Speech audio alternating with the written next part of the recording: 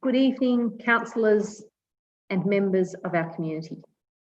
Nyama, Wurundjeri Woiwurrung Gulin, Gunganinu Bik Wenurop Darabandari, Nyariana Nyanga Bik Ban Ba Nyagu, Gagukal Nangit Bambu Fielingu Ba Gamaji. I acknowledge that we're meeting tonight on the lands of the Wurundjeri people. I recognise their continuing connection to land, water and culture, and pay my respect to elders past, present and emerging. Welcome to this ordinary council meeting of the Darebin City Council on Monday, the 29th of June, 2020. The health and safety and wellbeing of our community has and always will be the paramount consideration of the council. Council continues to be guided by the government directives and wants to be able to do the right thing for the health of our community during the COVID-19 pandemic. The COVID-19 Omnibus Emergency Measures Act 2020, passed by the Victorian Parliament on the 23rd of April 2020, included changes to the Local Government Act 2020, which allows council to hold virtual meetings and councillors can participate in meetings remotely by electronic means of communication.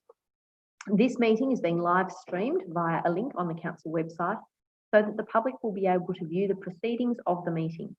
The meeting is also being recorded and will be made available on the council website as soon as practicable after the meeting.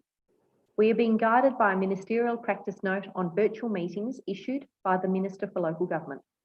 Should technical problems be encountered by council, the meeting may be adjourned until these are resolved for a maximum of 30 minutes. And if we cannot resolve the problem, we will reschedule or defer the items to the next council meeting. In such circumstances, an advice message will be shown on your screen. Finally, as everyone will be aware, tonight is the first ordinary meeting that has been conducted virtually, and I thank you in advance for your patience as we commence this journey together. There are a few housekeeping matters and technical tips for councillors that I need to pass on. Firstly, please leave your video on and mute your sound unless you wish to speak. If you wish to electronically raise your hand, hover over the participants button in the main video window and then press the small hand symbol in the right hand bottom corner. Please use this if you wish to ask a question or leave the meeting so that I'm aware of this. You can also just raise your actual hand to get my attention. Note that there is no chat facility available during this meeting for councillors, submitters or general viewers. Before we commence, I would like to introduce the councillors and senior staff who are with us this evening and to confirm councillors can see and hear each other. So I'm going to do this one by one. Welcome Councillor Lawrence, who's here for the first part of the meeting and to table some petitions. Councillor Lawrence, just unmute yourself and confirm. How's that? Thank you, Mayor Ann. Great, thank you. Welcome, Councillor Messina. Can you just unmute yourself and confirm that you can hear? Hello, I'm present. Thank you. Thank you. Welcome, Councillor Williams. Welcome, thank you. Welcome, Councillor Amir. Hello, thank you. Thank you. Welcome, Councillor Greco. Hello, everyone. Welcome, Councillor McCarthy. Good evening, Mayor. Welcome, Councillor Newton. Thank you, Mayor Rennie. And welcome the CEO, Sue Wilkinson. Good evening. Thank you. I'll also note that we have with us Ingrid Bishop, General Manager of Governance and Engagement, Sam Hewitt, General Manager of Operations and Capital, Terry McGrath, General Manager of Community, and Rachel Olivier, General Manager of City Sustainability and Strategy. So let's get underway. We'll move firstly to membership, which is as listed in the agenda, noting that I have an apology from Councillor Kim Lussurp. The next item on the agenda is disclosures of conflict of interest. Councillors, does anyone have a conflict they need to disclose this evening? No. No. Thank you. There are no conflicts to disclose. That brings us to confirmation of the minutes of the council meeting. I've had just a note from Mr. Mann that the minutes make note that the meeting was held in the council chamber. It was actually in the town hall. So can I ask that a councillor move the minutes with that amendment from chamber to town hall? That's Councillor Williams moving that, thank you. And a seconder, Councillor McCarthy, thank you. All those in favour? Thank you. That was carried. So that brings us now to question and submission time. We have had a number of questions submitted prior to the meeting online. Each of those people who submitted a question was asked if they would like to present their question in person. They've all responded that they are happy for me to read those questions out, so I will do that now. The first question was from Ms. Carly Mead. And Ms. Mead has submitted 3 questions. The first, the group are working on an updated A to Z, and that's the Darebin Hard Rubbish Heroes is the group being referred to. An updated A to Z of recycling, which will now extend to a comprehensive list of charities and information on recycling, ideally meaning that items being left curbside is the last resort. Can the council please outline exactly what they would need from this list to endorse it and communicate it to residents? Thank you, Ms. Mead, for your 3 questions. In response to the first, on June the 9th, 2020, Council adopted its new waste and recycling strategy with the goal of reducing waste and maximising recycling outcomes throughout the municipality. This strategy aims to assist the Darebin community to understand how it can contribute to these goals through appropriate education and advocacy programs, as well as direct action. Council would be pleased to hear from and work with the Darebin Hard Rubbish Heroes to assist Council to educate Darebin's residents, businesses and visitors about reducing the volume of waste that ends up in landfill. In particular, as a number of key waste contracts are due for expiry in the next 12 months, including the hard waste collection contract and the management of the Darebin Resource Recovery Centre, Council plans to review these services and consult the community about service changes it would like to see. Communicating with the community about recycling options is very important, and we appreciate the leadership of the Darebin Hard Rubbish Heroes on this topic. Council officers would be pleased to work with you on developing a list of places where hard waste can be recycled. Ms. Mead's next question is, why aren't the items left curbside for collection taken to the waste transfer station in complete condition and then sorted for distribution to charities or recyclers, including the Outlook Centre or tip shop, instead of going to landfill? Thank you once again for this question. In its current form, Council's hard waste collection service is entering its 7th and final contract period, subject to a Council decision tonight. And Council agrees that service improvements should be made to continue to reduce waste volumes ending up in landfill and meet contemporary community expectations and standards. A hard waste collection service review is planned for late 2020, which will include how Council can encourage better recycling of items, including furniture, that might still have value. The community will be consulted through this service review. And finally, the third question. What information would Council need from the group to provide us with a clean and mend storage space for the turnaround of donated items? We propose that this would be operated in collaboration with the Darebin Repair Cafe, then the items would be distributed to households and charities from here, including Outlook. Council would be interested in hearing more about the group's plans to turn around donated items and redistribute them to households and charities. Officers will make contact with you to understand your plans and determine how Council may support these plans, particularly as they relate to supporting Council's overall vision in the waste and recycling strategy. And on behalf of Council, Ms. Mead, I would like to say thank you for the efforts that you've made over the last month to divert a significant amount from landfill and your leadership in establishing the Darebin Hard Waste Heroes. The next questions are from Ms. Natalie Macevic. And the question is, when will Council improve the safety of pedestrians using the crossing at St Mary's Primary School on High Street, Thornbury? The area is not marked as a school zone, and vehicles and sometimes trams often drive through red light signals. Last week, a 6-year-old girl was hit by a driver who did not stop at a red light. She was taken by ambulance to hospital with minor injuries. Unfortunately, the other young children and parents who witnessed this incident are now concerned that the next time might be fatal. It has left many young children traumatised and fearful to cross the road. The crossing needs better signage, flashing lights, and some early warning for drivers. Please help keep our kids safe. Thank you for this question, and I was very saddened and shocked to hear about that nasty accident. I hope that you are doing well now and that the student is recovering. Officers have advised that they understand that the main factor in the collision last Tuesday, the 23rd of June, was driver behaviour. The driver went past 3 vehicles waiting at the stop line on the curbside to go through a red light and struck a student. There is currently a 40km/h speed limit in place along the length of High Street. There are also flashing speed signs that run between 8 a.m. and midnight every day. Our specialist officers are looking at whether there are opportunities to increase the number of flashing 40km/h signs or upgrade the traffic signals to make the lights brighter. They will follow this up with the Department of Transport because this location is under their control. They may need to consider any changes. As the Mayor, I will write to the Department of Transport in the next few days, and you may consider also writing directly to them.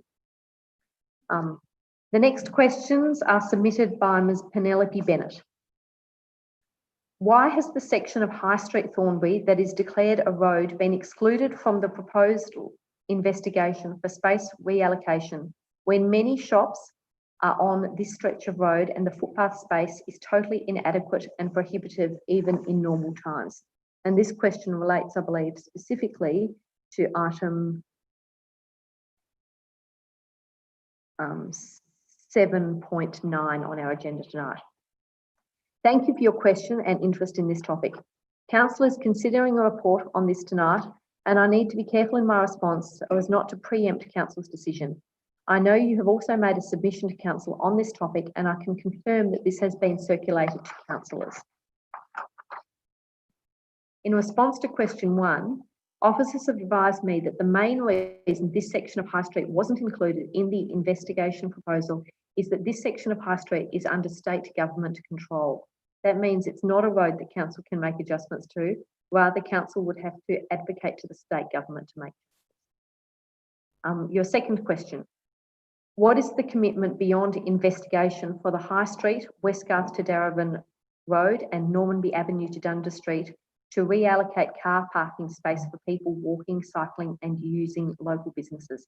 Can budget be allocated now for trial bicycle lanes, space for walking, dining and bicycle parking and engagement for the extents, including the declared part pending dot agreement, as the need for space for health is urgent?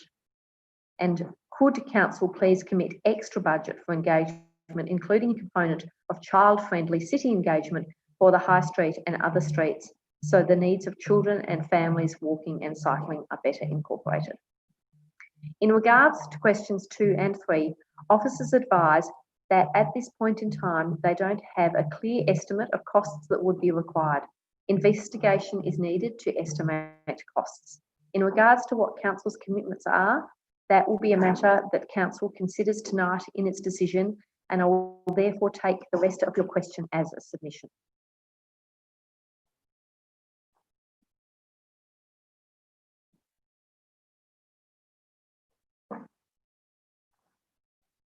I've got some other questions that were submitted by Mr. John Nugent. These were submitted after the 12 p.m. date, so I've got them on a different piece of paper. Sorry for that pause.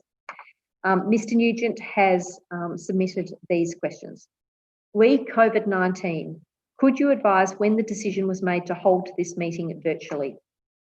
Re the Preston Football Club, thank you for your reply dated the 26th of May 2020. In your reply, you mentioned that council was continuing discussions with representatives of the club. Would you please advise what has been discussed to date? Has the club been offered any financial assistance? And will council be offering the club similar assistance to that provided to the Darebin Falcons? And the third question, as a young boy, I attended Edwards Lake to view the boating activities, and I have gone yabbying at the lake with my son and his friends. Now I am a grandfather, I would like to enjoy these pursuits with my grandchildren. When is council going to pursue the report called for by Councillor Greco into the water quality and associated improvements to address this matter and ensure that I and other residents in the north of the city can enjoy this asset? Thank you, Mr. Nugent, for those questions. As they were received after 12 o'clock, I will take them on notice. Having said that, in response to your question One, could we advise when the decision was made to hold this meeting virtually? That decision was made last week as a result of information about community transmission of COVID-19 in our local community. Thank you, councillors, and particularly thank you to members of the community who submitted those questions. I do have some submissions that have also been made. Those relate to items 7.4, 7.9 and 7.12, and I will draw councillors' attention to those submissions prior to those items on the agenda. That now brings us to petitions, and I know that Councillor Lawrence has joined us from leave tonight to table some submissions. So, Councillor Lawrence. Good evening, Mayor Rennie and fellow councillors. Yes, I've just got 4 petitions I wanted to table tonight. So I'll just start with the first one. And I do have an officer in the room here where I'm here, and I'll hand them over. The first petition I have here is 19 petitioners petitioning regarding Reservoir Pool. And this seems to be an addition to the 167 petitioners who submitted to the budget. It says, we, the undersigned residents, call on Darebin Council to consider a full 306 million upgrade of Reservoir Leisure Centre in the 2020 council budget. The Reservoir Leisure Centre needs to be urgently upgraded to catch up with the current Northcote Aquatic Centre that already has both a 25-metre indoor pool and a 50-metre outdoor pool. So that's that petition, the first one. Next petition I have here is signed by 159 residents regarding open space in Strathallan in Bundoora. And that petition adds to, I think, 91 people signed a submission to the council budget already, and I think there's another submission. There's 2 submissions on this same issue in the council budget. So this petition by 159 people states the following: we, the undersigned residents and users of Strathallan open space, call on Darebin Council to set aside an initial 1.5 million, the independent valuation of this public open space, from the open space reserves in the 2020 to 2021 budget to purchase the land, the university-owned section, the La Trobe University-owned section of the Strathallan open space, so that this vital open space is never threatened with residential development again. So I'll hand that one over. This one I've got here is petition from 15 signatures regarding car parking spaces at Banff Street Reservoir. We, the undersigned residents, traders and shoppers, call on Darebin Council to remove the rubbish traps in Banff Street and restore our car spaces so we can shop locally without these ugly hazards. I'll hand that over. The final petition I've got here is signed by 107 residents regarding Darebin Creek, or the northern sections of Darebin Creek. We, the undersigned residents, call on Darebin Council to urgently work with police to make our parklands safe and create a Northern Darebin Creek Parklands Fund in the 2020 budget to fix broken fencing to keep motorbike hoons out and fund park rangers, expanded plantings, more seats, toilets, water fountains, shelters, barbecues, exercising kids' play equipment, and safer and better linked walking trails for Darebin Creek in Bundoora, Reservoir and Kingsbury. Thank you, Mayor Rennie. That's all the submissions I've got. Yes, Councillor Williams. Sorry. I too have a petition that Okay. I would like to table tonight. The petition is for 61, which is additional to the 167 previously that's been tabled to council, save Reservoir Pool and the upgrade it now, which is we, the undersigned residents, call on Darebin Council to consider a full 36 million upgrade of the Reservoir Leisure Pool in the 2020 council budget. The Reservoir Leisure Centre needs to be urgently upgraded to catch up with the current Northcote Aquatic Centre that already has both the 25 indoor pool and the 50-metre outdoor pool. Sorry, the previous 143 that has been given to council wasn't tabled. I think it was went into council submissions for the budget. So. Thank you, Councillor Williams. So I'll seek a motion that those petitions be accepted, tabled and referred to the CEO. Councillor Lyons, can I take it that you'd like to move that motion? I'm happy to second it. Okay. Yes, Mayor Rennie, I'd move that way. Yeah, that motion's been moved by Councillor Lyons and seconded by Councillor Williams. All those in favour? That motion is carried unanimously. Mayor Rennie, I also have a petition that I would like to table tonight, if I may. Certainly, thank you, Councillor Greco. I apologise, I didn't realise there was another one, or we would have done that. Sorry, I forgot to mention, I wasn't going to table it, but then because we got this on the agenda, I thought I'd do it tonight because it's a much more timely thing to do. Yeah, I've got a petition here, and the petition states as follows: we, the undersigned residents, call on Darebin Council to show compassion during the coronavirus crisis and stop the 2% rate rise and freeze all fees and charges for the 2020-2021 financial year. And I'd like to move a motion that this petition be considered in light of our budget deliberations for the 15th of July. Thank you, Councillor Greco. So moved. Is there a seconder for that? Councillor Williams, thank you. All those in favour? Thank you, Councillor Greco. That motion has also been accepted. Thank you. That brings us to the end of petitions. Councillor Lawrence, I would like to say thank you so much for joining us tonight from your leave to make sure that you could table those petitions, and we'll say goodbye to you now. Really appreciate you coming along to join part of the meeting. Thank you. Councillors, that now brings us to consideration of reports. As is customary, before we go into debate or seek a motion, I'll ask the relevant officers to join us. So that would be Ms. Olivia in the event that any councillors have a question.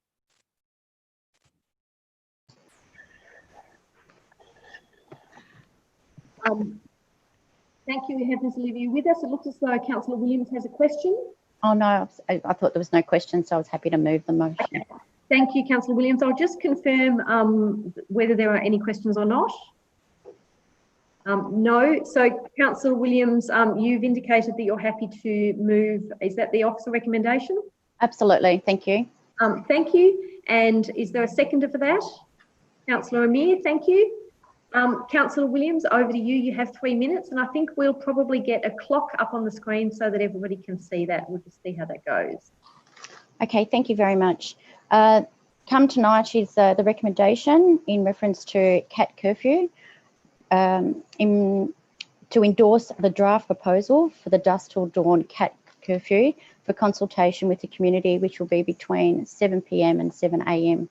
It also to receive a further report summarising the outcome of the community consultation and providing a recommendation for council to adopt. The whole point of this coming to council is that a majority, or should I say more than half of other municipalities actually have a cat curfew already in place. Now, the important part of this is that that even well-fed cats that are very much well loved and looked after, they do still have a instinctively way of hunting and chasing other animals. So the issue here is that because they are hunters, we have an actual estimate of 77.6 million birds which are killed around Australia per year. The other factors that we're looking at to protecting our animals at night time during this curfew is to consider that the cats, to avoid them getting diseases, road accidents, fighting with other cats and poisoned through baits that have been left out. It will increases their lifespan if they're kept indoors at night time. It also stops other serious infections such as like the feline AIDS and cats being abused or stolen, ticks and fleas and snake bites. So I actually look forward to the decision, which will be coming back to Council on the 17th of August, where Council can look at implementing the curfew. That was all. Thank you. Is that me? I can't hear you, Susan. Yes, Councillor O'Neill, I'm not sure why. Can you hear me now? Oh, yes, that's much better. Thank you. Thank you, Councillor Williams. I know you've been doing work on this for a while in terms of supporting pet owners. So I really encourage people to be participating in this consultation on this issue. We know that it will be contentious. It has been contentious, and that it's likely that there will be some people in the community who oppose all cat curfews, and there'll be other people who believe that this curfew doesn't go far enough. So this proposal that we're putting forward is a compromise in both directions. As Councillor Williams has mentioned, it is consistent with a lot of other councils. We're behind some other councils, particularly those on the urban fringe. But if we are serious about biodiversity protection, then the cat curfew must be part of that. And we know that there are endangered species living in Darebin. We have a no local extinctions policy, and having cats roaming throughout the night is not consistent with our policy on committing to no local extinctions. We know, as mentioned, that cats kill many birds and other animals each night, and some pet owners might not be aware that that's happening. That might be a shock for some of them. There's also the safety issue that was raised with illness and getting hit by a car. And while that's a risk that perhaps some owners might be willing to take, there's also the consideration of the poor people driving cars. If someone does hit a cat, that could be a very, very distressing thing to happen for those people as well. So there are wider impacts. And I did ask around and found a few successful examples of where outdoor cats have become full-time indoor cats or overnight indoor cats, and those cats are very happy. So it absolutely is possible with the right level of support for all cats. Yeah. Are there further speakers? There are no further speakers. I'll put that to the vote. All those in favour? That motion is carried unanimously. Councillors, I'll just make note before we move to 7.2 that what you will see is that the motion we're voting on will appear at the time when the mover and seconder move and second the motion, and it will reappear at the time when we are voting on the motion, but won't appear on the screen the whole way through debate. So just so you know what to expect. So that brings us to the next item, which is item 7.2, the Outdoor Sports Infrastructure Framework. And I'll invite our General Manager, Kerry McGrath, to join us in case people have questions.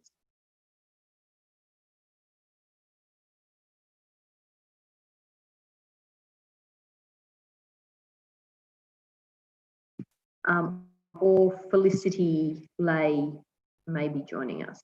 Here's Felicity. Thank you. Are there questions? And we've got Ms McGrath as well. Councillor, questions for the officers. Councillor McCarthy. Thank you, Mayor. I just wanted to ask our officers if they could just provide some information, given the announcement in recent days of the FIFA World Cup being hosted by both Australia and New Zealand, that if we could get a bit of information about what Darebin has proposed in terms of being part of that and offering facilities to support that particular activity, now that we know that it's successful. Through you, Mayor Rennie, I know that Felicity is also part of the meeting tonight, so perhaps Felicity would offer some response to that question. Felicity. Thank you. Thank you for the question, Councillor, and through you, Mayor Rennie. It hasn't been that we've offered anything per se.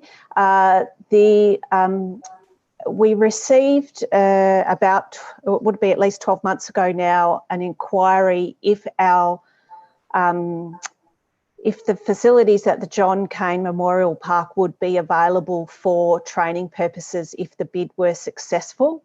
So all right across Australia, facilities were asked, really there was an assessment done of what would be available and the parameters of what use would be available. So nothing's been offered per se, but now that the bid has been successful, I'm assuming we'll be contacted again to understand if there is an impact, because as you might have read, the finals will be held in Sydney, not in Melbourne, and it's across New Zealand and Australia too. So I think there's a lot of detail yet to be available about what that actually means for Darebin. We can come back though as soon as that's been clarified. Ms. Lowe, are there other questions from councillors? Councillor Greco. Am I on now? Yes? Right, yes. Okay, great. Look, through you, Mayor Rennie, if I could ask Felicity a question, and it's in relation to the 11 responses that were received from clubs in regards to the policy that we're about to endorse tonight.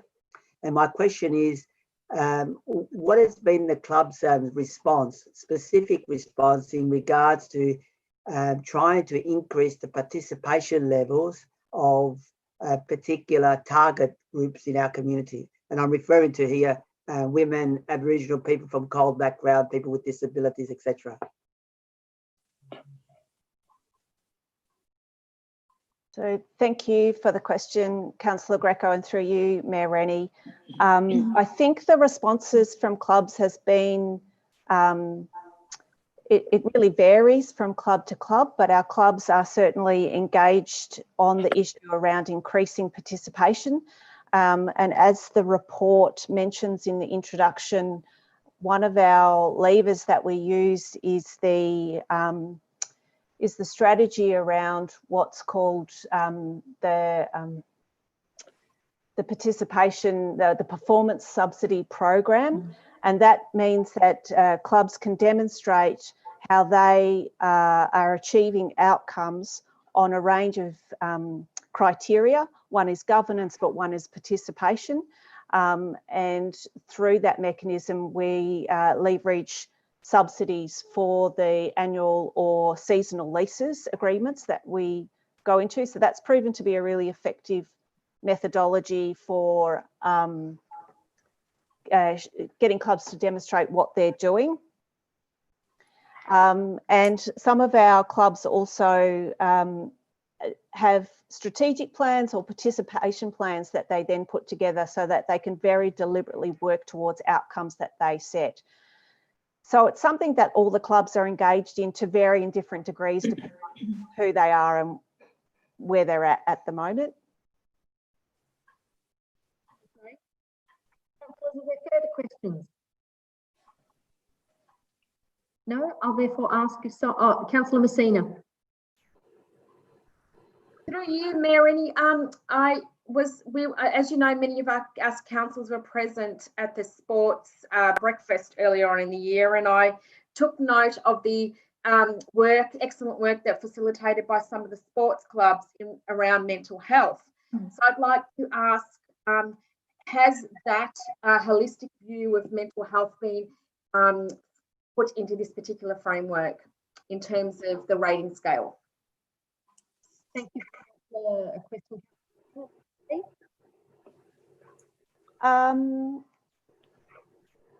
So I don't think it has specifically, Councillor Messina. So thank you for that question. Because the framework is itself an assessment on the building per se and the condition of the building, and so part of the assessment is on, is it compliant? Does it have change rooms? And part of the assessment is on, if you assume that an investment and improvement is made, what participation outcomes could be leveraged? So what's the potential benefit that could be achieved? So not directly in relation to the mental health program that you mentioned, but that certainly has been a priority identified by clubs that they want to focus on. And during the COVID times, there has been some supports put out as well that clubs are engaging in that and using this time to make sure they're focusing on that as well too. Through Mayor Rennie, just to add to Felicity's point, certainly as part of the recovery package, there will be a round of grants for sporting clubs, and it might be through our consultation with the clubs that potentially may have a focus on mental health. So we're looking at that in other ways. Are there further questions? I'll therefore ask, is there a motion? Councillor McCarthy. Thank you, Mayor. I've circulated an alternative motion to councillors and to officers, which should hopefully appear on screen.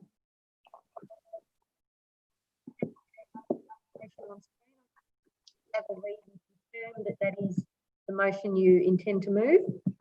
So I'm just checking the actual text. It's very small. If it could be made a bit larger, that would be appreciative. So you can also make it larger on your screen by devoting more of your screen to it. Thanks, Mayor.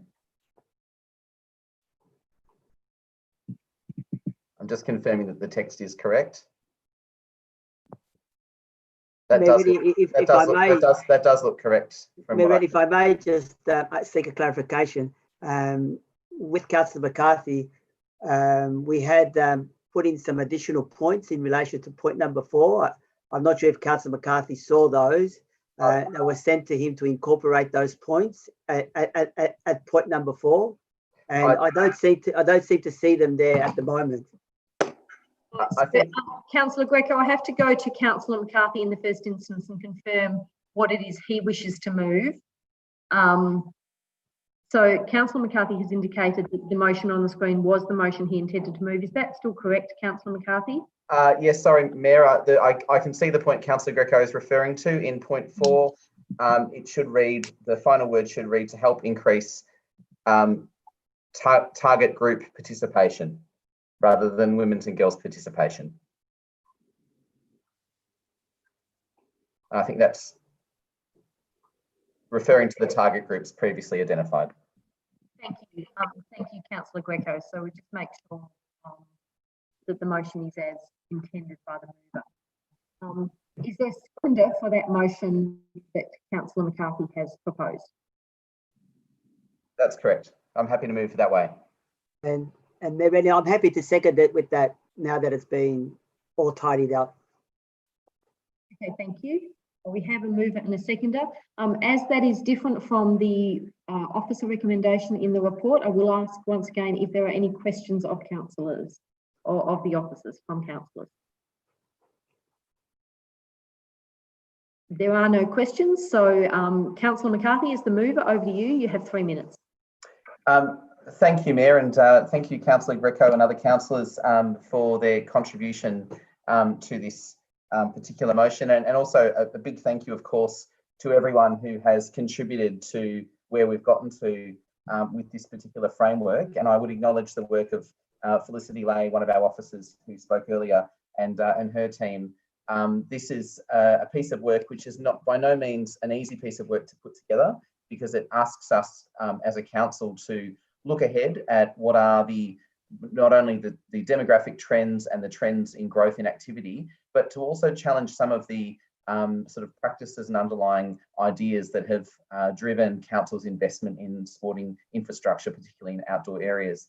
And as councillors would see from the report, there is significant growth in a number of outdoor sports, which presents a number of challenges for us. I would go to the first challenge, which from my perspective is very dear to my own heart, which is the gender equity challenge. Being the parent of a young soccer player at the Darebin Falcons, I've seen firsthand the change that council has made in terms of improving the facilities for girls through actually having change rooms that are appropriate for girls. But we know we've got a long way to go, not just in this city, but across the country, because we have had significant underinvestment in facilities for women and girls, not just sports grounds, but also all those facilities that actually make sports grounds and other facilities work. So if we are truly to be an inclusive city and to see the participation rates in a range of sports and recreation activities across a range of groups, and particularly through a gender lens, we must see sustained investment and smart investment, and we must be responsive to the opportunities that become available to us. And that's why in the motion that I've put forward really is to highlight something that the officers weren't even aware of when they were writing this report, which is the incredible opportunity that we have right now, which is to leverage off the Women's World Cup, which we know will be co-hosted by Australia and New Zealand. This has been heralded as potentially the biggest game changer for women and girls participation, not just in the world game of football, but in a range of other outdoor activities. So I applaud the work of our officers. I support the recommendations and the framework in the report and the focus on both climate resilient facilities and also equity of participation. And I really hope that this also gives our community the confidence that it deserves about investment in outdoor recreation facilities over the coming decade. And I welcome councillors' support for this particular alternative motion, and also a specific acknowledgement of our Aboriginal and Torres Strait Islander communities in the report.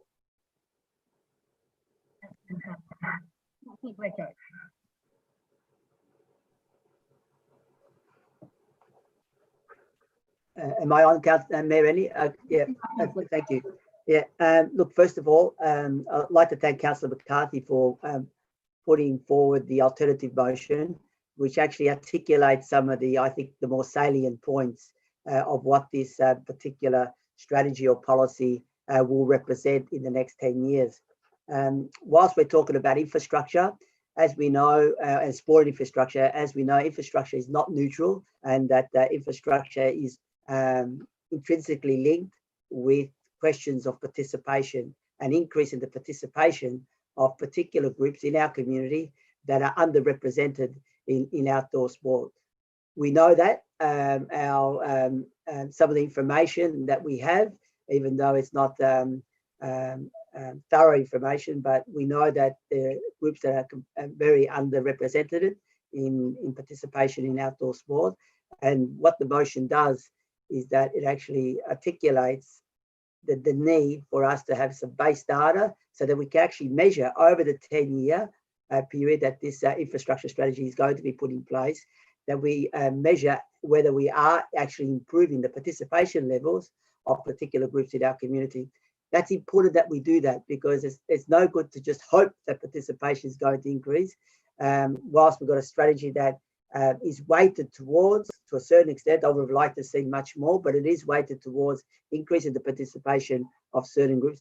We have to track that over 10 years. And I think that the motion that we've got there helps enable us to actually track the impact of our investment in infrastructure to the participation levels of marginalised and non-representative groups in outdoor sporting facilities. So I hope that councillors will support this motion. Thank you. Further speakers? There are no further speakers, so I will put that to the vote. All those in favour? That motion is carried unanimously. Thank you, councillors. That brings us to item 7.3, Streets for People Preston Activity Link. I'll once again invite General Manager Rachel Olivier to join the meeting.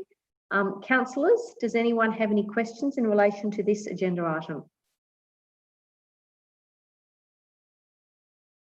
There are no questions. Is there anyone who would like to move a motion? Councillor Amir, thank you. You're moving the officer recommendation? Yes, and Councillor Williams seconding that? Thank you. Councillor Amir, over to you. Thank you. So what we have here in this report and motion essentially is two components. One is approval of the James Street concept designs, which is a proposal to put in a pocket park in James Street in West Preston for a period of 12 months and await community feedback on that new park. And secondly, the reports and notes on the engagement from the 3 rounds of consultation for Preston West. There's also some information about the East Preston link as well for Streets for People in that area, and to thank the community for their feedback. There's been a lot of consultation on this project, 3 rounds of consultation, hundreds of responses. It's been a very engaged local community. and it's really exciting to see how this has evolved, and some of the plans that are being proposed or have been proposed are a direct response to some of the community feedback we've received. One example being the relocation of, a new location for the proposed pocket park. Another example being the positioning of the crossing over Elizabeth Street, which is something that local residents have also been lobbying for quite some time. The Streets for People project aims to make streets friendlier for walking and cycling, and in particular, this link, the West Preston link, is a really important connection. It connects up the St George's Road bike path, which is the main thoroughfare in Darebin, to the Mary Creek, and also some other high profile sites in Darebin. So Preston Market, Preston Mosque, Westside Circus, Wire Park, Preston West Primary School, and other locations as well. And we can see, looking at the details of the community feedback, that there are some components that are very strongly supported across the whole community. People are very supportive of having more trees in the area, of making it easier for people to walk around. And there were some components where responses were a bit more mixed. And one of those examples was the James Street Pocket Park, which is why this proposed solution of putting it in as a temporary park, waiting to see what the response from the residents is, and then making a more permanent decision based on that feedback, is one that I'm very happy to support. And that way it allows residents to see the actual benefits, the actual impacts of that park, rather than, I suppose, some hypothetical situation that may be a bit more difficult to judge. So I'll be interested to hear back from residents about those changes. And also noting this is just, of course, one of the corridors in our Streets for People project, supporting active transport across the whole of Darebin. West Preston residents have been advocating for safer streets for a while, so I'm really glad that we're now able to start rolling out some of these changes and to see those improvements, and hopefully the mode shift that I hope will follow. Councillor Williams. I just want to say a big thank you to the officers that have put so much time and effort in the report. We've had over 700 household letterboxes.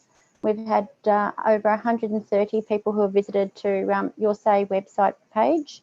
As my fellow councillor, which has done a wonderful summary of the report to a mayor, thank you. The main point of having the Streets for People and the activity link, it's mainly for the direct link, but not also direct links to special environments and places where people go and visit on a daily basis, but it's also the safest way there. The only other extra thing I'd like to say was that the reason why we've come up with so many cycles of community engagement is that with those engagements, we've come up with areas of issues or concerns where community residents have found. So we've looked at making alterations and changes. So we think that we've come up with a really good match at the moment, which Councillor Mayor has already mentioned that we were going to see how that plays out for the next 12 months, and then we'll come back to council to see how that trial period has gone. And that's all. Thank you. Are there further speakers? There are no further speakers, so we'll put that to the vote. All those in favour? That motion is carried unanimously. Oh, actually, Councillor Greco, I didn't see your hand. Can you just confirm? Yeah, it was. Thank you. That motion is carried unanimously. That brings us to item 7.4 on the agenda, reimagining Ruthven Master Plan. I'll firstly ask Ms. Olivia, the General Manager, to join us. And I'll also note that I have a submission from a community member in relation to this item. It's a very brief submission, so I'm actually planning to read it out in full. It's a submission from Ms. Serena O'Malley, who writes, community members of the CRG or Community Reference Group advised Darebin Council that we are forming a Friends of Ruthven Park to continue to be available for consultation on the implementation of the Ruthven Park Master Plan and to help realise the community's vision for the space. Thank you, Ms. O'Malley, for that submission, and thank you for your ongoing commitment to the space. So, councillors, are there any questions of Ms. Olivia or Ms. Haynes?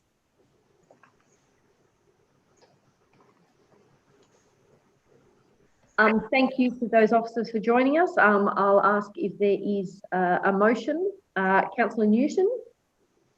I move the officer's recommendation.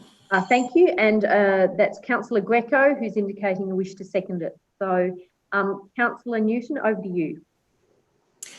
Thank you, Mayor Rennie. So I think the note from Serena and Millie really says everything about the community reference group and how far we've gotten with this process over the last 4 years that I've been on council.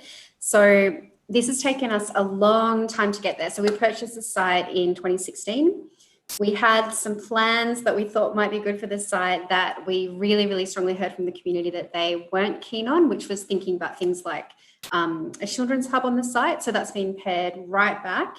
And I think where we've gotten to in the last probably 2 years is really, really incredible. So what we're talking about now is something where when I think about this park, I think about something where in 10 or 20 years, I might get to look back and say, this is something that I was part of, because we're going to have 25% tree coverage. We're going to have wetlands in the future in about 10 years time or so. And it's just so exciting. And I can't really commend both Jennifer Lawley, one of our officers particularly, as well as the community reference group for getting us to this point, as well as the Darwin Nature Trust. So the really exciting thing about putting the master plan out for consultation is that we're also looking at a play space as well. So I'm really, really keen to hear from the community up in Northwest Reservoir about what we might do with that space, because it's something where, you know, there is sort of an older population there at the moment, but there's also very much a lot of young families too. So we've spent a lot of time, and I'm sure Councillor Greco will say this as well, just really thinking about how we make it a park for everyone. So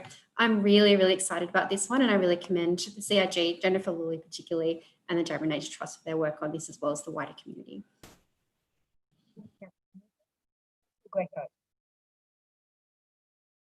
Thank you, Mayor Rennie. Look, again, too, I'd like to start off by thanking the officers for getting us to this point.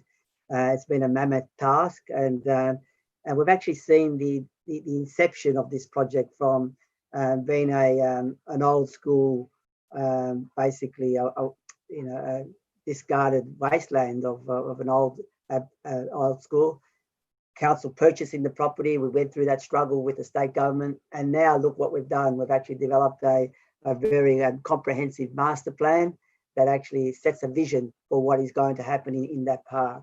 The basic vision for it, after a lot of community consultation, has been to create a bushland sanctuary, which is the main drive behind the thinking of the design of the park. And in designing this park and in the process of implementing it, it'll actually be Darebin's newest park, which is, you know, quite a feature to have, where we can actually are creating something completely new for the community.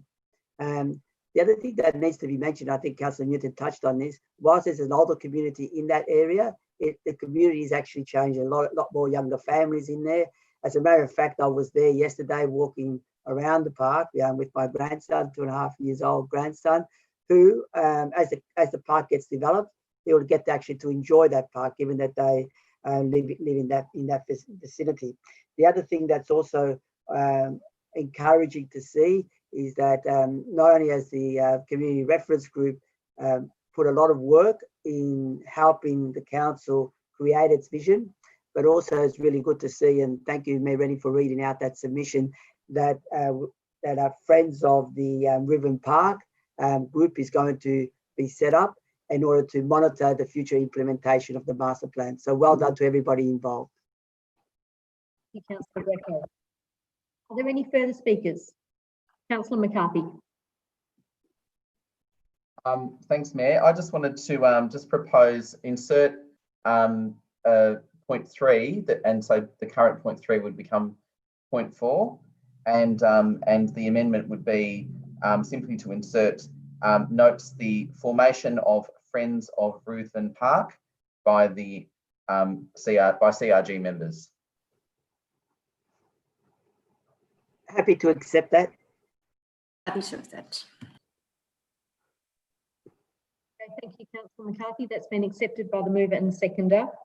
So that's now part of the motion. We will just make sure that was captured by the officers, and we'll get it up on screen for confirmation purposes.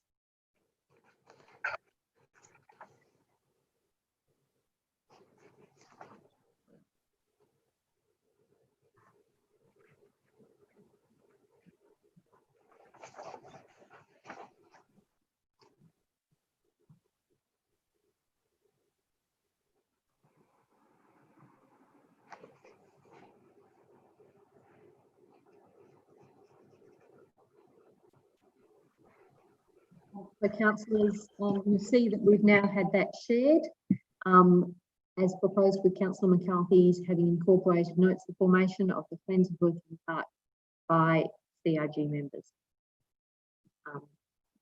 Thank you. Councillor McCarthy, do you wish to speak to the motion now? Thank you. You have 2 minutes. Thank you, Mayor. So I just wanted to echo the sentiments of the mover and seconder in congratulating the officers and the CRG members and other community members that have been involved in this process. And I just wanted to note that for some of the members of the CRG, they've actually been on this journey with council now for in fact around 5 years for some of them, in terms of both advocating to council to step in and purchase this particular site when it was offered for sale. Council initially had not chose to go down that path and did finally decide to do that alongside securing the Lakeside Secondary College site as well, adjacent to Merry Creek. But I also wanted to recognise what a significant point this is as well, in particular in relation to this project, which is that when council adopts a master plan, that is terrific. But what is absolutely essential for that master plan to be delivered and to be delivered in the spirit that it's been laid out is actually that ongoing community engagement and that ongoing community custodianship. And that won't always go smoothly. There will be tension. There will be times when what the community group and broader community members want to see happen, council can't or doesn't deliver on. But that dialogue is essential, because that is actually what we have seen in other parks and other places over decades, is what actually makes these places great. And our vision for Ruthven, which is a community vision, is one of bringing back that bushland provenance. And we have a demonstration site here, which the Darebin Nature Trust, and I say this as the chair of the Nature Trust, is incredibly excited about, because it is literally bringing back elements of our native bushland into an urban environment that have been, in some cases, have been missing for a long time. So there's intergenerational engagement opportunities here.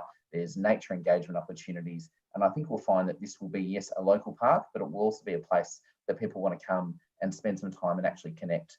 And it's an incredibly exciting project. It's going to take some time to fully establish in the way that we envision, but we've got to start sometime. And I really support this work. Thanks. Thank you. Are there any further speakers? There are none. I'll put that to the vote. All those in favour? That motion is carried unanimously. Councillors, can I get you to just nod to confirm that you can see the clock on screen? Councillor McCarthy can't see the clock. Mayor, sorry, the clock disappears when you have a motion on screen. Okay. Thank you. I'll just be more mindful of calling out time so that you. We'll now move to item 7.5, the new Municipal Development Contributions Plan. We'll be joined once again by the General Manager. Councillors, are there any questions in relation to this item? I have a few questions, if I may. Sure. Okay, Yes. the first question is that given that no specific consultation has taken place in the development of the plan, what are the requirements by the minister in regards to that? Does that create any difficulty for us or not?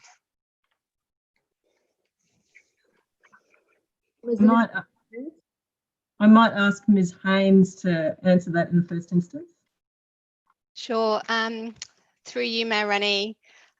So most of the projects that are included within the DCP list have been through their own consultation phases in order to get to the level of maturity to be included on the DCP list in the first place.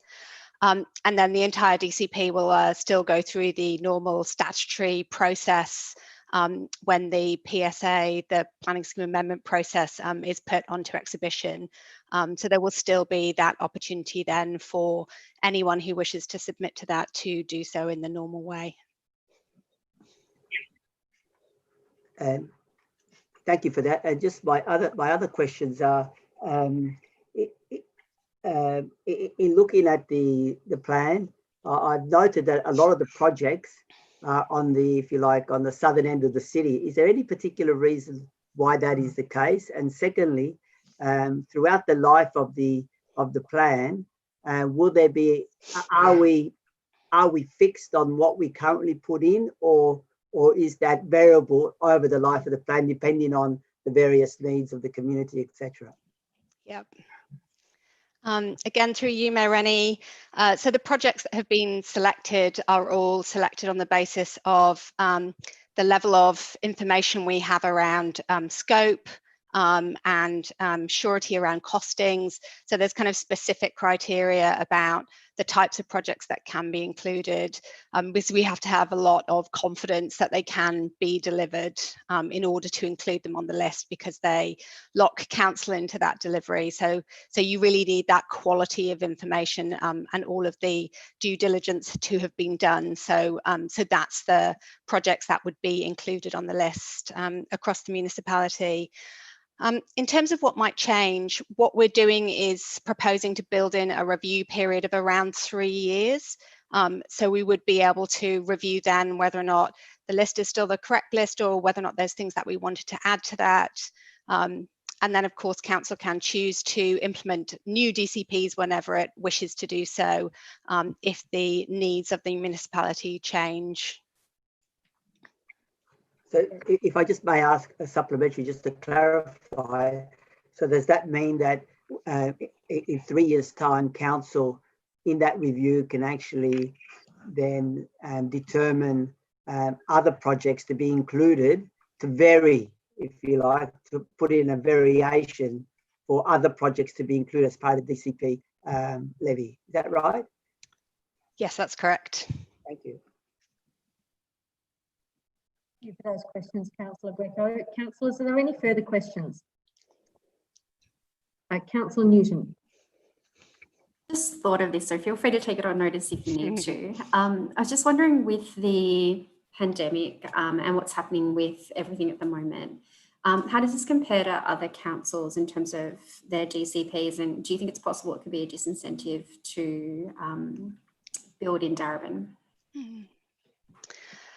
Through you, Mayor Rennie. So that is something we've considered, especially as we know that the department has a priority around projects that won't be too encumbering to development. But what we've concluded is that the DCP is fairly modest in terms of the actual amount that it puts onto any individual development. So it ends up being in the order of about $1,000 per dwelling. So not the sort of thing that could make a feasible development unfeasible. And then also, of course, the fact that the DCP is collecting levies in order to do community infrastructure. So it is providing its own economic stimulus in that sense. Thank you. Thank you. Are there any further questions, Councillor? No. Is there a motion? Councillor McCarthy. Mayor, I'd like to move the officer's recommendation as listed in the report. As well. Is there a second to that? Councillor Greco, thank you. Councillor McCarthy. Thank you, Mayor.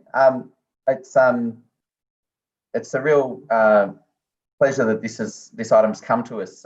As we know, this is a matter that is of great interest to a number of people in our community, both residents that want to see a fair contribution by developers to the community assets that we all hold dear, but also we know by some developers who may have issues with the DCP and no doubt will put forward robust opposition to this. So I don't enter this debate lightly. I do know with the DCP experience in other council areas that there has been some resistance from some organisations.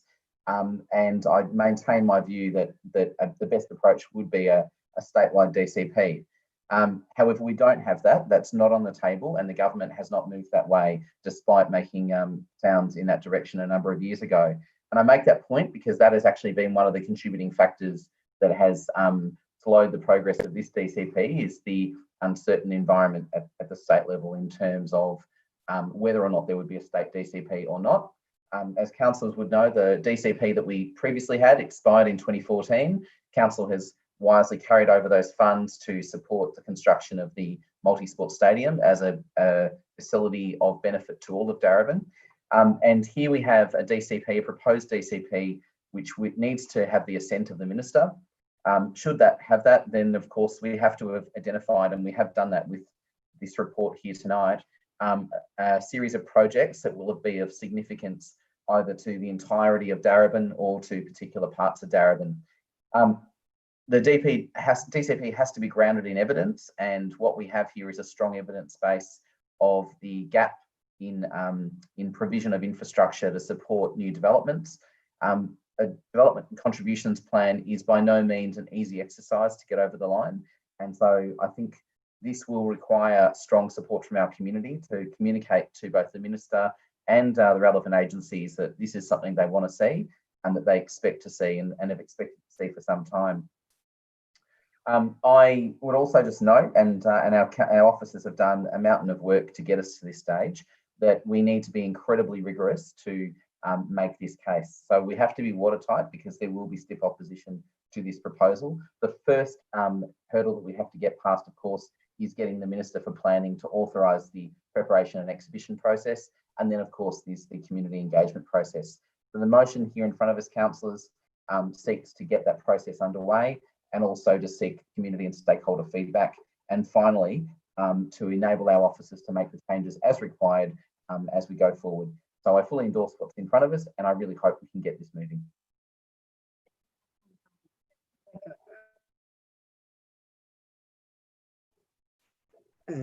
Thank you, Mayor Rennie. I like to second the motion, and in seconding the motion, I just like to emphasise that that this is a DCP which is going to cover a 20-year urban council to establish this or get the process to get this underway, because it's as Councillor McCarthy mentioned, it's really important that we do set something up like this, because what we're looking at here is over a 20-year period, we're looking at nearly $30 million in contributions from developers, which will cover about 25% of the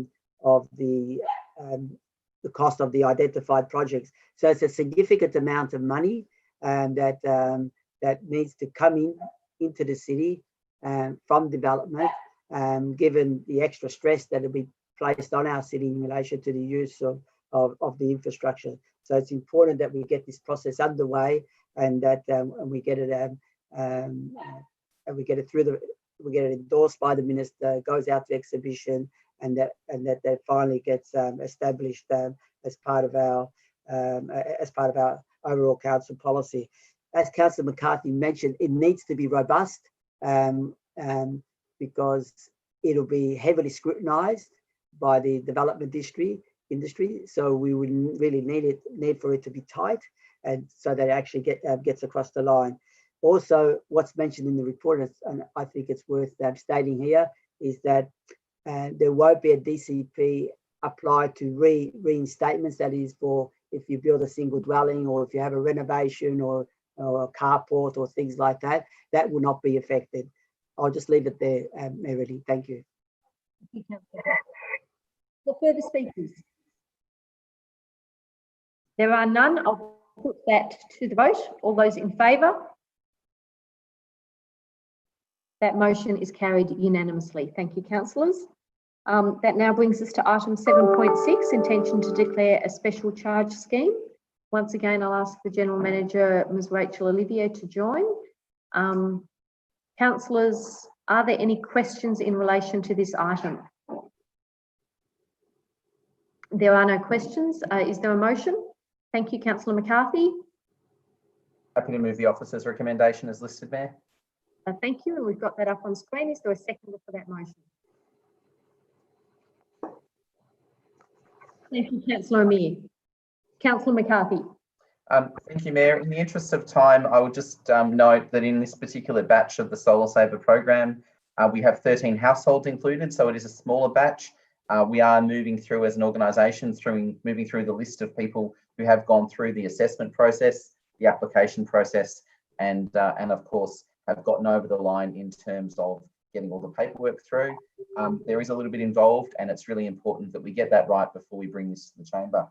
In relation to this particular batch, we are looking at the installation of a total of 62 kilowatts of solar, and this contributes to our overall contribution across the city to supporting the rollout of solar to 4,000 households. And of course, having already achieved our doubling solar across the city of Darebin, I would just note that every little bit helps. And it is great to see that some residents are still able to contribute to Solar Saver and to participate in the program despite in fact, actually having various financial issues across the city. I'd also just note that in relation to the COVID-19 situation, and the report does recommend that we are taking every measure we can in relation to safety, and that's by no means been an impediment, but it is important to note. And lastly, I would just note that in relation to these 13 installations, that is 91 to greenhouse gas saving, in fact, of 91 of CO2 emissions. And so we're not in the tons in this one. We're in a much smaller quantity because it's a smaller batch, but everything helps.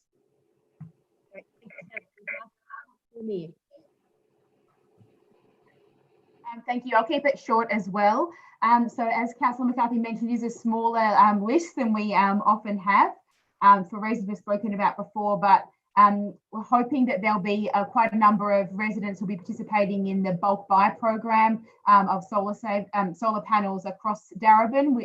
As Councillor McCarthy mentioned, we've achieved our goal of doubling solar power, but that's not reason to slow down. We've still got a long way to go to get to a safe climate.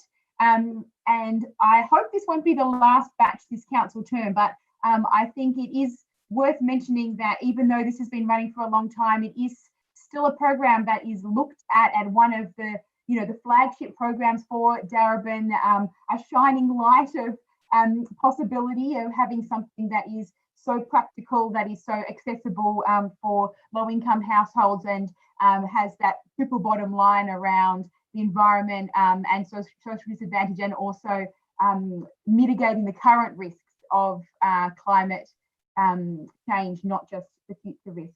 So I think the demand for solar will be ongoing. I hope that at a time in the future we'll be able to ramp the program up again until there's solar panels on every roof in Darebin.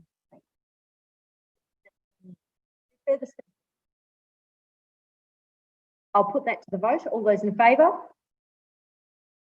That motion is carried unanimously. Thank you, councillors.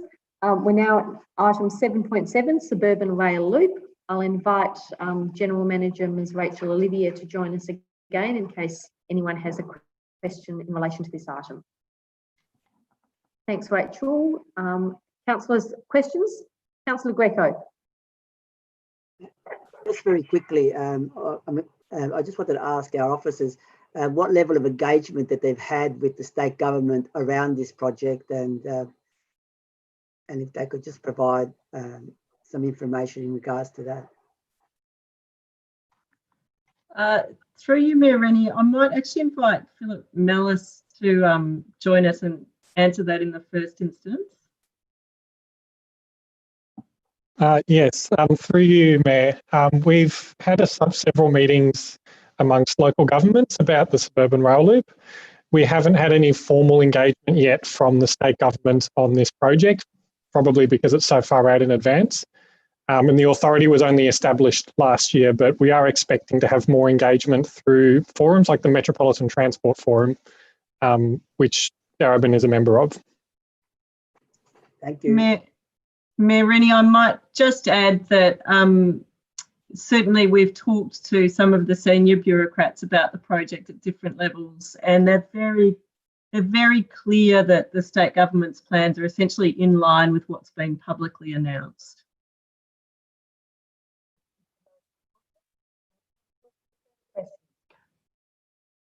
No. Is there a motion? Councillor Williams? Councillor Williams, can I just confirm what motion you're proposing to move? Councillor Williams, you're just muted. If you could unmute yourself. The recommendation. Thank you. Is there a seconder for that? Councillor Amir, thank you. Councillor Williams, 3 minutes. Yes, thank you. The proposed new railway is actually connecting Werribee to Cheltenham without transversing with the CBD. The northeast section plans for two new stations, one at Darebin and in Reservoir, and the other one at Bundoora, which is at La Trobe University. The projects will actually benefit the communities in many ways, definitely significantly in getting around in transport, but also will have other significant benefits regarding housing and other improvements, including the Reservoir train station connection and the road level crossing project of the road layout there. The benefits, the recommendation is to support the construction of the suburban rail loop, including the new stations. The reason why they've chosen those particular ones, particularly with the La Trobe University, is because there's a lack of direct transportation to rail for La Trobe University and also to existing activity centres for La Trobe, because it's such a huge employment hub there. Also in the recommendation, I'll just quickly sum over it because it's quite long, that it's also the authority will work in partnership with council during the planning and construction and evaluation phases. Also to the route tram number 11 to extend the Reservoir station to act as a feeder service for the suburban rail loop. Achieving infrastructure sustainability, excellence and design constructions throughout the period. Include comprehensive community engagement. Also write to the Minister for Transport Infrastructure and State Minister and members for Preston, Bundoora, Federal Member for Cooper and the Vice Chancellor of La Trobe University. Also to all the CEOs of the local government, advising them of Council's decision. And that pretty much sums up. So I look forward to seeing the benefits that the new plans that will come forward.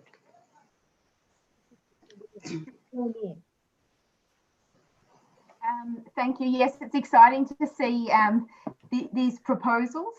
Councillor Williams has outlined our advocacy position, and I just wanted to mention the significant gaps that we have in public transport. La Trobe Uni was mentioned as one of the few universities that doesn't have a train station nearby, but also particularly the East Preston area along Darebin Creek and West Reservoir beyond Edwards Lake, real black spots that need to be addressed quite urgently, because it does impact on livability, it impacts on social connection and participation. So at the start of the council term, there was a dream that I think perhaps other councillors had of perhaps one day we could have a light rail or train that went from Bell Station and to La Trobe Uni via Northland up along near Darebin Creek to through the Northland Urban Renewal Precinct. So looks like that's not on the agenda for the next few years. It's still a dream for the future, but certainly the connection, the level of connection in that area will be much better under this proposal if our advocacy efforts are successful.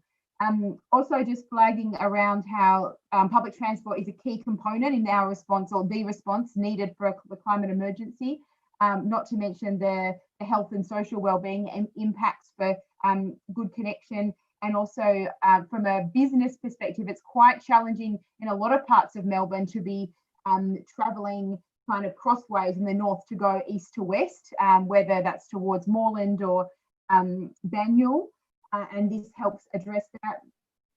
Also making Reservoir a bit more of a suburban hub, elevating that as it deserves to be. So I hope that we can be successful, and this is going to be even more and more needed as the population of Darra, and particularly Preston Reservoir, continues to grow. Thank you, Councillor. Are there further speakers? Councillor McCarthy and then Councillor Greco. Thanks, Mayor. I'm happy to support the motion as listed. I just think it's worth noting that this project is a very long-term project, and the timeframe that the government's spoken about is 2050. I make that point because this is a variation on a previous project, which was a rail infrastructure plan that was developed about 6 years ago, under the previous government. So this is by no means a new project. It's a redevelopment and an enhancement of an existing set of work. What my biggest concern though with this is, and it's a concern that's actually about Darebin's advocacy over coming decades, is that as the investment in this project rolls out, it is absolutely essential that future councils of Darebin, and I think this will be well beyond the terms of any current councillor, understand the importance of staying on the case in terms of the investment in these key projects that we've identified. The ones that have been highlighted in the report: infrastructure, transport infrastructure at La Trobe University. It notes in the report that La Trobe University has the worst public transport of any university in Melbourne. And that's, I mean, obviously we know that, but that needs to change. And La Trobe's own Vice-Chancellor has said in the past, you know, it was not planned as an outward-facing university. It has a moat around it. That does not have to be the future. And in fact, the future of La Trobe has to be that interface with the communities to the north, south, east and west. And the best way to do that is through that dedicated rail. So it is incumbent upon future councils, not just this, but those future ones, to maintain a really strong advocacy focus, just like we have with the Level Crossing program, to make sure that that investment does happen in this part of the world and doesn't just end up in those wealthier parts of Melbourne, which it can sometimes happen with these sorts of projects.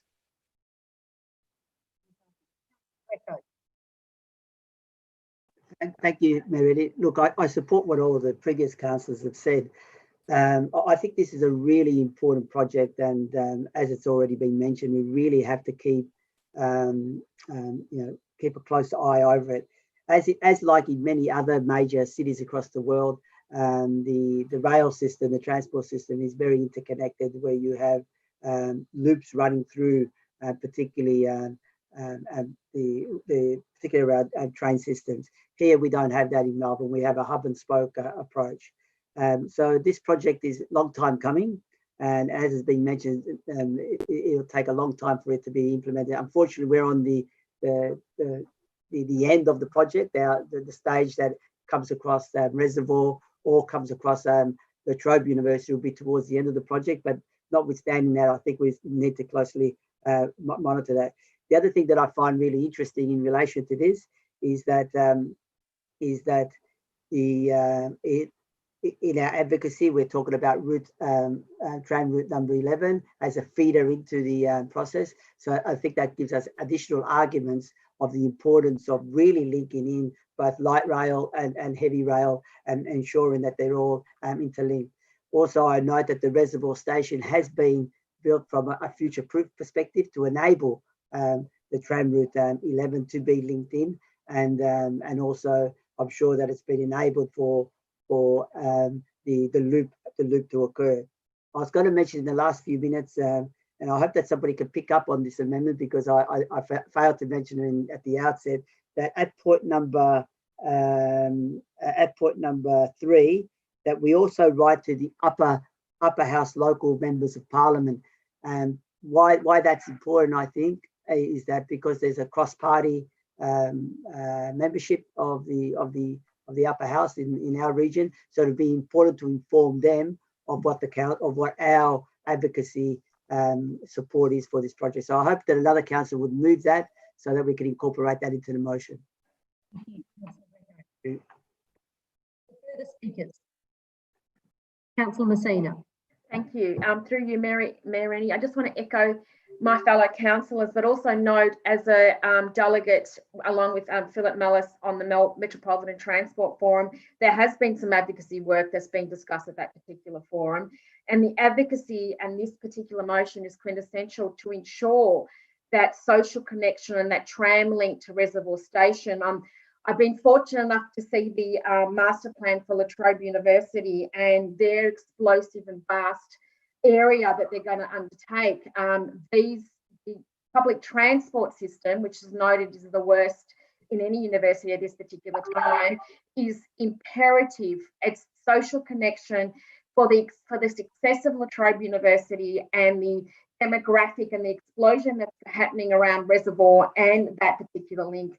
The advocacy work is quintessential. So I look forward to some of the promises by the state and federal members for the extension of the tram 11 I know that they've campaigned for many, many decades on that particular expansion, and that has not actually taken place. Reservoir Station has been accommodating for that rail loop along Gilbert Road right to the station, and that is a must for our own social connection here at Suburban. With, as I said, with the explosion of residents and the demographics, and this advocacy work is quintessential to that action. And I hope that future councils also take these recommendations on board and advocate fiercely as we are. So thank you. That's all I have to say tonight. Are there any further speakers? No, I'll put that to the vote. All those in favour? Thank you. That motion is carried unanimously. Councillor Greco, I do believe that I am able to write those letters as you suggested, and make sure that upper house MPs are also aware of our position. That brings us to item 7.8, Edwards Lake Play Space Concept Design. We've got our General Manager, Ms. Rachel Olivier, available if anyone has any questions, as well as Sunny Haynes. Councillors, are there any questions in relation to this agenda item? There don't appear to be any questions. So, councillors, does anyone have a motion they'd like to move? Councillor Greco. Thank you, Mayor Rennie. I'd like to move the motion as it appears in our report, the officer recommendation. Thank you. I've got an indication from Councillor Williams to second that. Councillor Greco, 3 minutes. Okay, thank you, Mayor Rennie. Look, very quickly, this is an exciting development. We're reaching the stage of the implementation of the play space that facility there at the Edwards Lake, and what we're endorsing here tonight is the concept design, which then the next stage of that is actually to put that concept design and to construct the actual play space at the lake. As it's been mentioned in the report, the lake is one of the and Edwards Park in general is one of the central parks in our city. It's of regional significance. Also, it's mentioned there that over 250,000 people visit the park on a yearly basis, and what you notice year after year is that the area is more and more participated by families and younger families that actually use the park, and it's the varied uses of the park. So it's really good to see that we're in a piecemeal way, but slowly addressing all the various gaps in the park. And so the play space concept design will enable for these new infrastructure facilities to be put there, which aid particularly those younger families and with children to make greater use of the park. So it's exciting that we've reached this point, and by endorsing this motion here tonight, councillors, we'll be embarking on making the concept plan a reality. Thank you. Yes, thank you. Edwards Lake is a wonderful place where we have thousands of people that come to major events such as the Kite Festival. Over the years, we've done quite a number of works there, including new park furniture. We've had seats, picnic sites and new bins put in place. We've had new toilets facilities put there, including the changing place facilities. We've had an all abilities play space there. We've had the widening of the internal paths, also the athletics track that's also been resurfaced. We've had new lighting and drinking fountains and new shade trees put in place. We've also had the resurfacing of the skate park. With the new concept design, I think it's really important that it will also ensure that we are focusing, including of all people, of all backgrounds, nationalities and all abilities. So the new park will actually involve nature play, be it an adventurous play for children, particularly those who, for designs that will have like slopes in the garden, so kids can go sliding, climbing, or swinging, rolling, or spinning. They'll have engaging in with nature. Also, they'll have like cubby houses and cubby areas that they can build, and playing with water and sound equipment. So it just goes to show that no matter how many thousands of years that we evolve as humans, that it's quite reassuring that children will always go back to basics. They love to go back to nature and playing with just the things that are around them, whether it's the rolling around on the hills or playing with dirt and water. It's wonderful. So it's lovely to see that council is heading in that direction. Thank you, Councillor Williams. Are there further speakers? Councillor Messina. I just want to echo and thank Councillor Williams and Councillor Greco. This is exciting. This is Edwards Park Lake. And when you think of Preston, you think of Preston Market. But when you think of Reservoir, you think of Edwards Park Lake. And this lake has a generational history. There's long decades of connection between intergenerational families that utilise this particular area. And this development and this movement is only a bonus for this particular area. And this council's dedication to that particular lake is imperative for the future, not only of the residents now, but the residents of the future. And changing places and the developments that we've undertaken in this particular park are a major tick for this council and a major tick forward for the community members that will be residing in that area and local communities as well. So I just want to say congratulations to all that have contributed to this particular concept design. Thank you. Thank you. Further questions? Or sorry, further speakers? There being none, I'll put that to the vote. All those in favour? That motion is carried unanimously. Thank you, councillors. That brings us to item 7.9, Darebin's response to support transport and businesses during COVID-19. We're going to be joined by General Manager Rachel Olivier. And councillors, are there any questions? We've also got Philip Mallis online. Questions? And I'll note as well that I have a submission. Councillor Williams, you have a question? My question is in reference to under the recommendation in line item number 6, the allocations to the 130,000. What sort of impact will that have on our current budget? Because I know that we're quite restrained on movement. So through you, Mayor Rennie, what we're proposing is that we actually recommend some of those changes ahead of things that were proposed in the draft budget across several programs. So we would essentially reduce 4 programs by a small amount to make room for it. And the 4 programs are this Safe Travel program, the Cycling program, the Road Resurfacing program, and I forget the full name of the 4th road program. It's actually in the report itself. Thank you. Councillor Williams, another question? Can you just elaborate the site safe program that you're talking about? What was that one involving?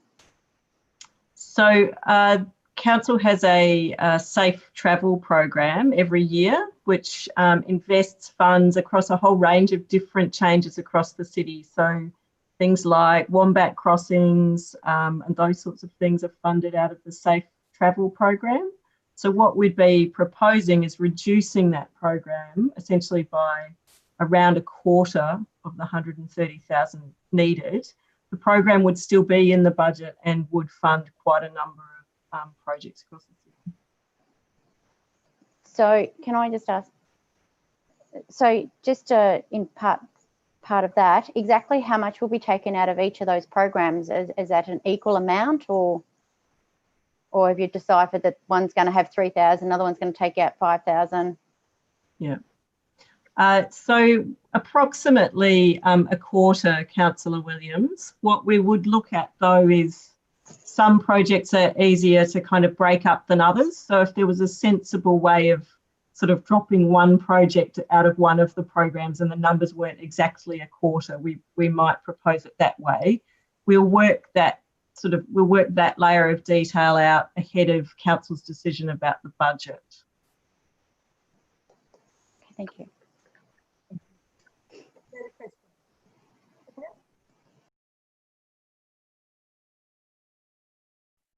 Sorry, Susan, I can't hear you.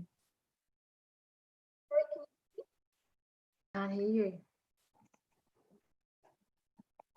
I'm not sure why I've disappeared in sound. Okay. Can you hear me now? Don't know how that happened. Councillor Messina, do you have a further question? No, I wanted to move the officer's recommendation. Just before you do, I'll make sure that there are no further questions, and also note that I have a submission from a community member. So, Councillor Greco. I just had a question, if I may. Yeah. Like, Look, the question also relates to point number 6, and I was wondering if we can get an explanation from our officers, because it talks about a short-term temporary bicycle projects.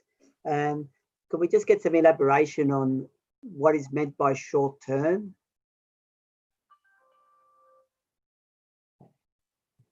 I might ask Phil Mellis to take that one. Well, through you, Mayor Rennie, in short term in this case would depend quite a lot on the state of emergency that occurred due to COVID. So we're proposing a review of whatever is implemented within 3 months of the end of any state of emergency in Victoria, to review whether or not it is appropriate or any changes need to be made. So the intent of these projects is to respond to an immediate, I guess, transport needs for our community. So if those needs change over time, then the projects can be altered or moved or removed as needed, depending on what happens over the next few months. Maybe just a supplementary question. Is that I'm just trying to get a better understanding of that point 6 and what actually would that project look like?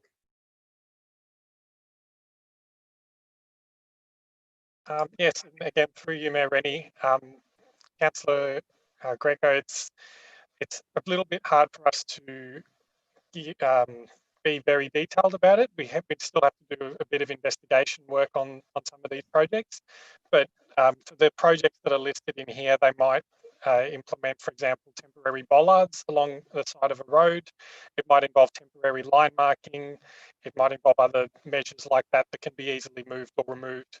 We're not, I guess, talking about curbing or concreting anything in that's expensive and permanent at this stage. It's temporary, reasonably affordable measures that can be used. So yeah, bollards and those sorts of things would be the sorts of tools that we'd be using.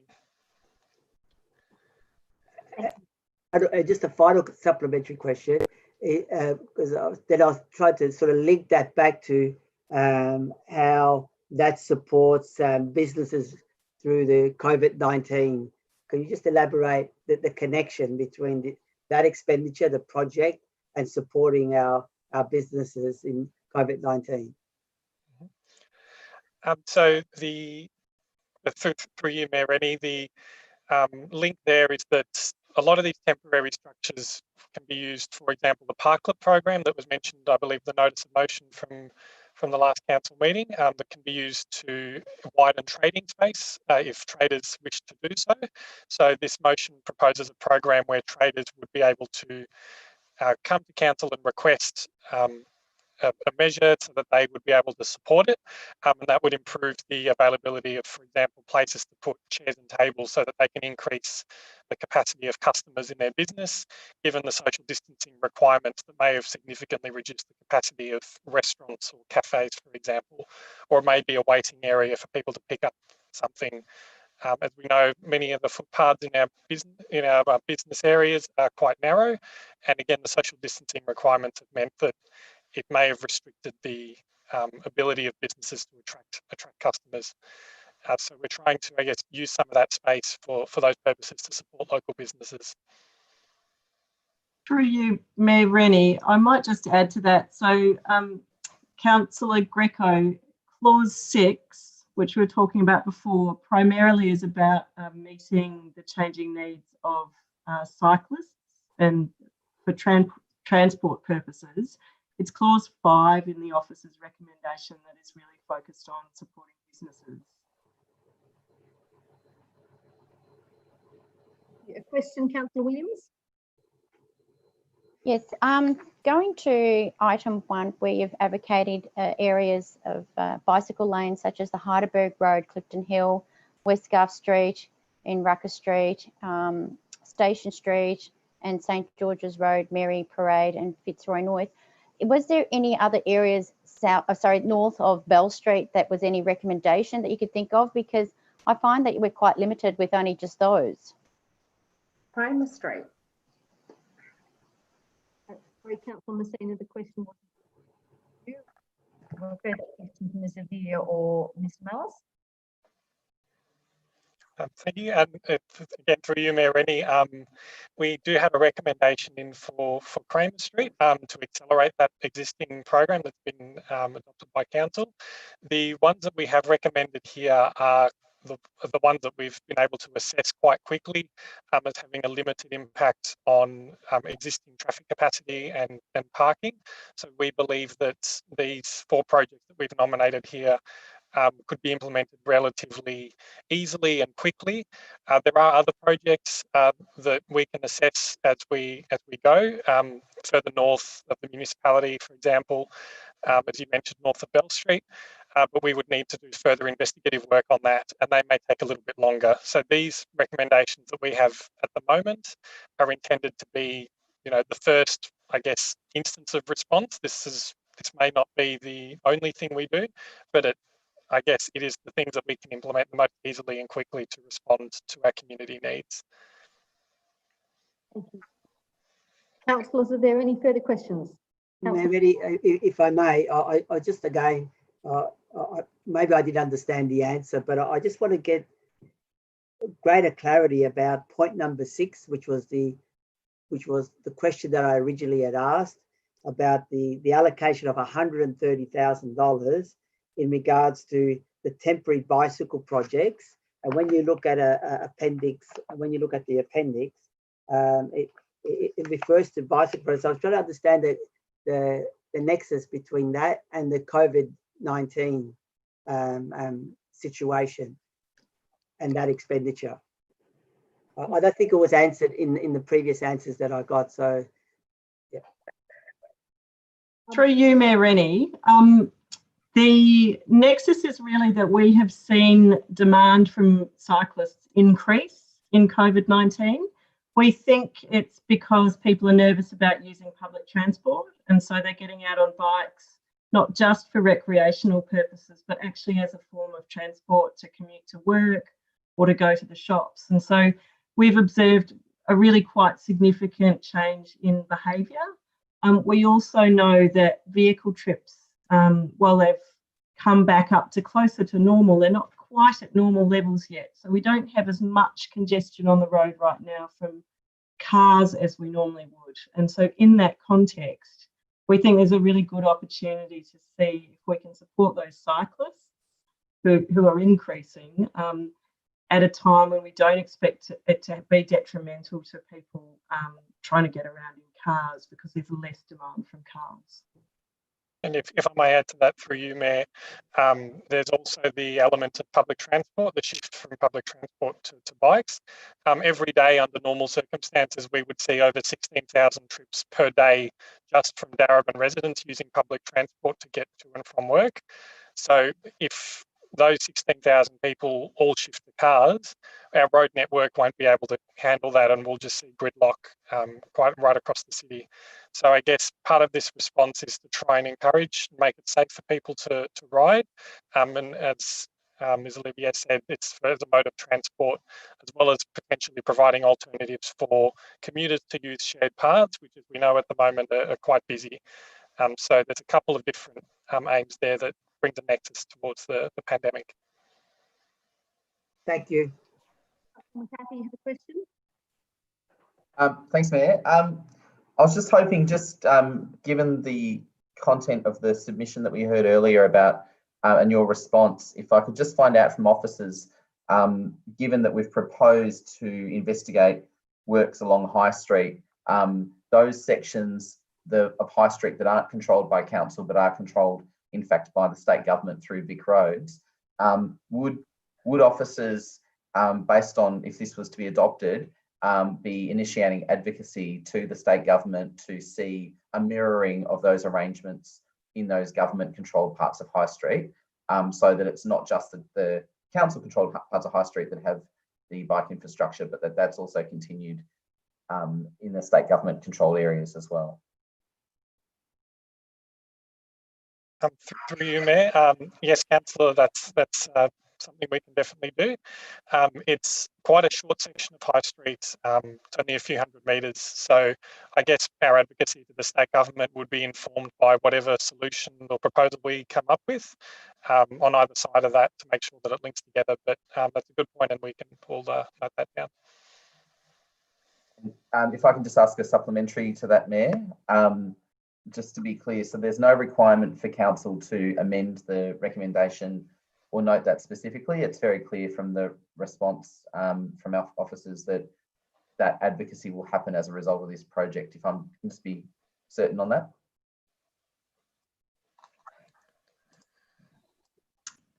Yes, through you, Mayor Rennie. Thank you. Thank you. Are there further questions? There are no further questions, so I perhaps should have started with that submission, but Councillor McCarthy, you have referenced it, and the same submitter did ask some questions at the beginning of this meeting. I know that all councillors have been sent a copy of this submission, but just in summary, the submitter, Ms. Penelope Bennett, has said, this is time for councillors to vote with courage and leadership for better, more sustainable, livable streets. Please consider how streets can be joyful, healthy places where all ages and abilities can walk and cycle safely and happily, including children walking and cycling independently to school, and people can live local to support local businesses. There's a summary of recommended changes. Notably, the submitter recommends some additional words in point 1 to add words to capitalise on the change moment and enable people who have recently tried cycling again to continue doing so and to provide safer conditions to promote sustainable, healthy transport. And the submitter obviously also made that suggestion or recommendation that the works can or investigation take place along the strip of High Street continuously from Westgarth Street to Dundas Street without that break in the middle that we've spoken of. It was a well thought out and comprehensive submission. If I read the whole thing, it would go over the 2 minutes permissible, but I thank Ms. Penelope Bennett for that submission that I'm aware councillors have all read. I'll now move to ask if there is a motion. Councillor Messina. Thank you. I'm wanting to move the officer's recommendation through you, Mayor Rennie. Thank you, Councillor Messina. And is there a seconder for that? Councillor Amir. Thank you, Councillor Messina. 3 minutes. Thank you. Firstly, I want to acknowledge and I want to thank the officers who have worked hours and hours regarding the research and the report on the urgent notice of motion submitted on the 9th of June. Philip Malice, Wendy Denning and Rachel Olivier. Australia Victoria has reopened bars, cafes and restaurants. They give life to our streets. The limitation and the limited patronage due to the seating requirements due to social distancing has significant economic disadvantages. Many small businesses will economically struggle. With the JobKeeper package due to expire in September in the next few months, this is a critical window for traders. Street space parklets, this motion is to assist traders with footpath trade, parklets, road closures, and I urge businesses to contact our businesses concierge to ensure that they assist during this time. This is a fast track service for what we're doing to assist you during this particular period. I'm an executive member of the Melbourne Metropolitan Transport Forum along with Philip Malice, and we've been fiercely advocating for temporary bike lanes together with the delegates and the Lord Mayor Sally Capp. And I hope this answers your question, Councillor Greco. 85% of the CBD is vacant at the moment. With the easing of restrictions, however, and the social distancing still being in place, temporary bike lanes are required to bring commuters from the suburbs to the CBD and inner suburbs. Connectivity for the commuters is quintessential, and the links is particularly important. It's particularly important with the Heidelberg link closure, with the Heidelberg link, because that links Banyule to Yarra and Darebin and then through to the city. Now, I would like to acknowledge and say thank you to the submission from Penelope Bennett. Your recommendations were noted. At this stage, what we're doing is facilitating a trial that includes all stakeholders, including traders, and we will consider the submission and moving forward. It is a trial, as I said, and we would like to have the say from all participants and all stakeholders. And I also note the Streets for People corridor is also included. The Kramer Street along between St George's Road and Gilbert Street is actually included in this particular trial. And after this trial, the movement forward will be to look at other areas. And again, I want to thank the officers for the tireless work they've undertaken to produce this report. Councillor Amir. Thank you. It's obviously been a challenging time in Darebin in the last week or so with the increase in the number of COVID-19 cases. So acknowledging that dark time, I also can't help but think of the quote attributed to Winston Churchill, whether accurately or not, to never let a good crisis go to waste. And I think this is a significant crisis, and in that we must also make sure that we make the most of the huge change that has occurred as a result of this pandemic. And since quite early on, I think since around March, we were starting to see cities around the world transition to different ways of using public space, particularly for what the things listed here, for transport, for community gathering in a socially distanced way, and that includes private businesses as well. So I'm really pleased to see this coming to us and to these recommendations to come back so clear and tangible that we can pick up and run with straight away. We are expecting the pandemic to be ongoing for quite some time, so the need for more space for people to be able to safely be in physical locations outside together is going to be here for quite some time, as is the need for increased access to cycling, while it remains or may not be safe for people to be using public transport. And we don't want everyone going to cars, both for the gridlock reason and for the climate reason. And I also wanted to thank the submitter, Penelope Bennett. I absolutely agree with your intent. I hope we can speak this week to discuss some of your ideas, and also noting that I really support the specificity of these recommendations. I know there'll be disappointed residents if their area isn't named, but this is absolutely a starting point that I hope we can grow from.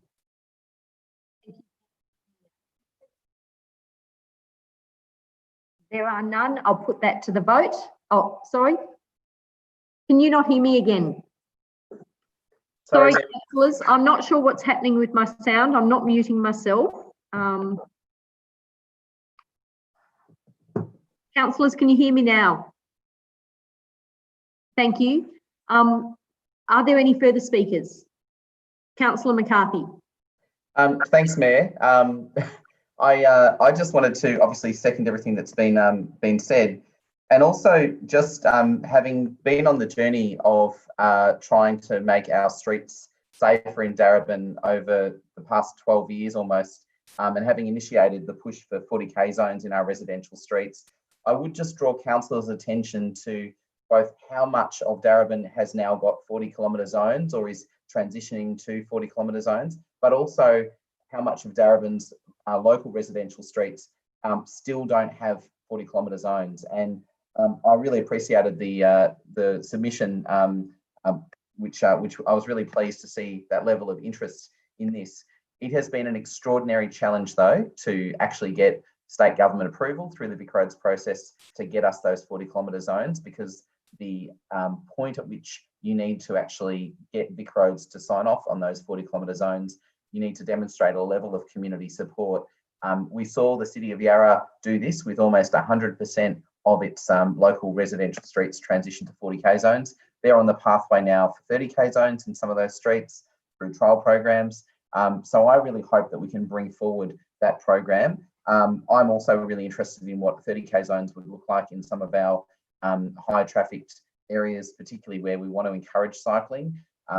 but I'm really eager to see that we move that program not just in the south, but up through the middle and into the north of Darebin, the 40-kilometre zones in local streets, because we know that if you are hit by a car at 40 kilometres, you have a much better chance of surviving. At 50 kilometres, much less, and the figures are staggering. Obviously, less at 30, it's even less, and you've got a better chance at that rate. But that's not where the state policy is, and I would really encourage our submitter to also join us in advocating for an easier process to get those speed reductions in our local streets.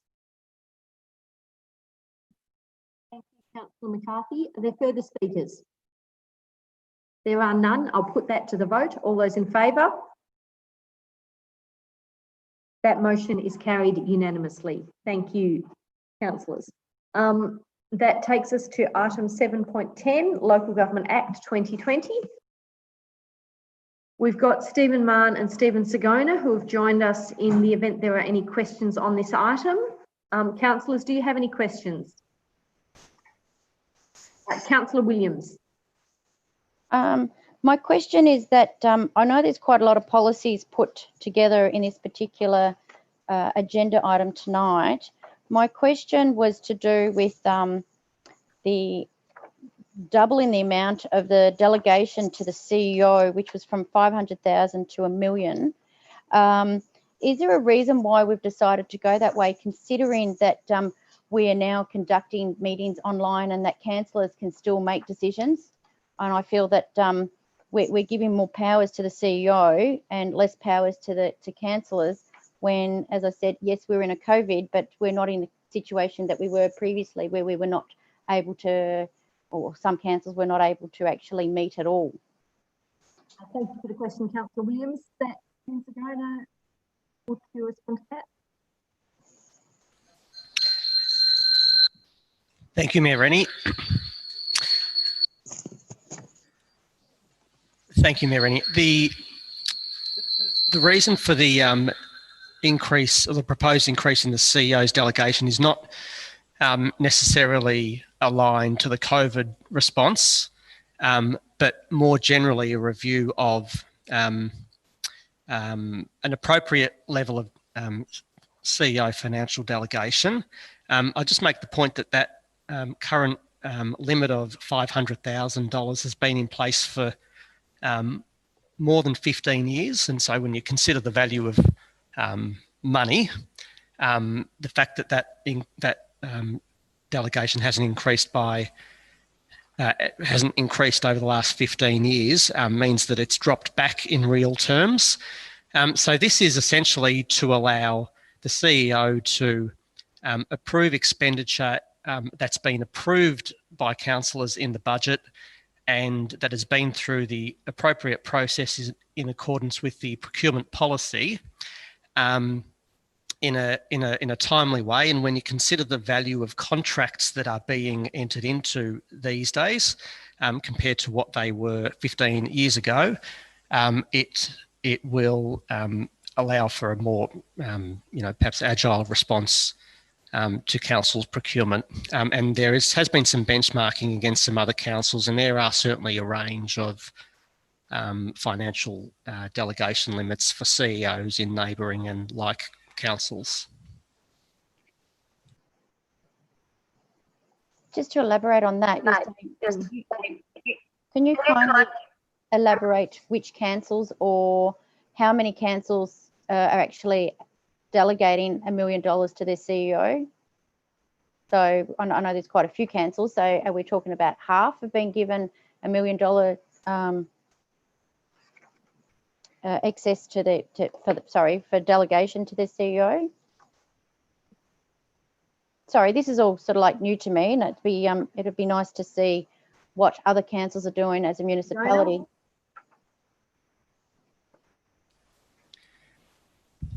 Thank you, through you, Mayor Rennie. Look, we have undertaken some benchmarking, but admittedly we've only looked at some of the immediately surrounding and comparable councils. So we've had a look at Melbourne, Port Phillip, Yarra, Moreland, Moonee Valley, Hume, Banyule and us. The point to make in that table of delegations that we've looked at on page 407 of the agenda is that they are existing or pre-existing financial delegation limits. All councils will now be going through a process of updating their delegations because they need to do that in accordance with the Local Government Act. Given that Darebin has been one of the earlier movers, perhaps, in terms of some of its local government implementation work, I am unaware of what those councils are doing or are looking at doing going forward. But in the table there, Port Phillip has been at $1 million for some time, Yarra at 750, more than 700. City of Melbourne's obviously in a bit of a different category at 2 million.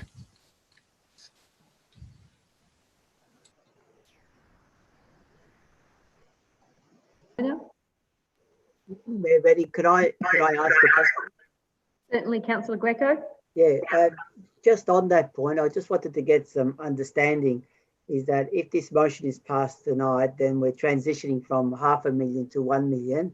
And I just wanted to understand those contracts that are over 500,000 and what notification would councillors get of those contracts that are entered into that are up to $1 million? Mr.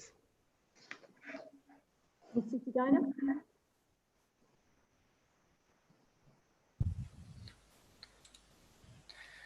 Thank you, Mayor Rennie. I might need to defer that one to Ingrid Bishop or the CEO. Sorry, I don't have the answer specifically to that question.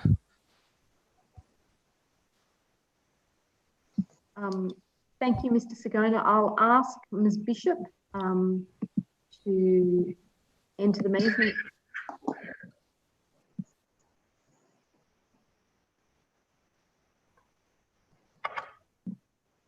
Good evening, councillors. Through you, Mayor Rennie. At this stage, there would be no formal... Ms. Bishop, we'll just try and get you some sound. Okay, is that... Can you hear me? We still can't hear you. We can. Can. I can't hear you. Try again, please. Through you, Mayor Rennie, at this stage, there's no register per se that would go through to council. They would be managed under the CEO's delegations in line with all procurement processes as per normal. Thank you. Yes, Councillor Williams, another question? No, I'd like to move an amendment. We're not, we don't have motions yet, so we're firstly still managing questions.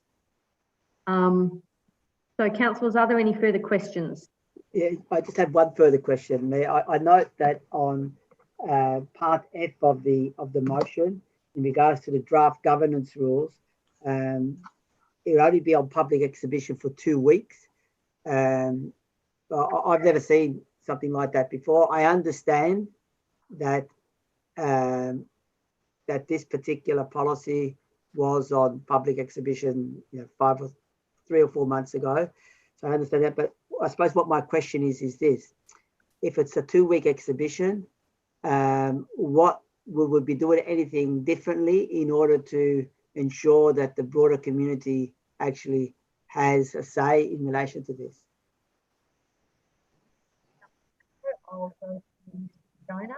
To respond.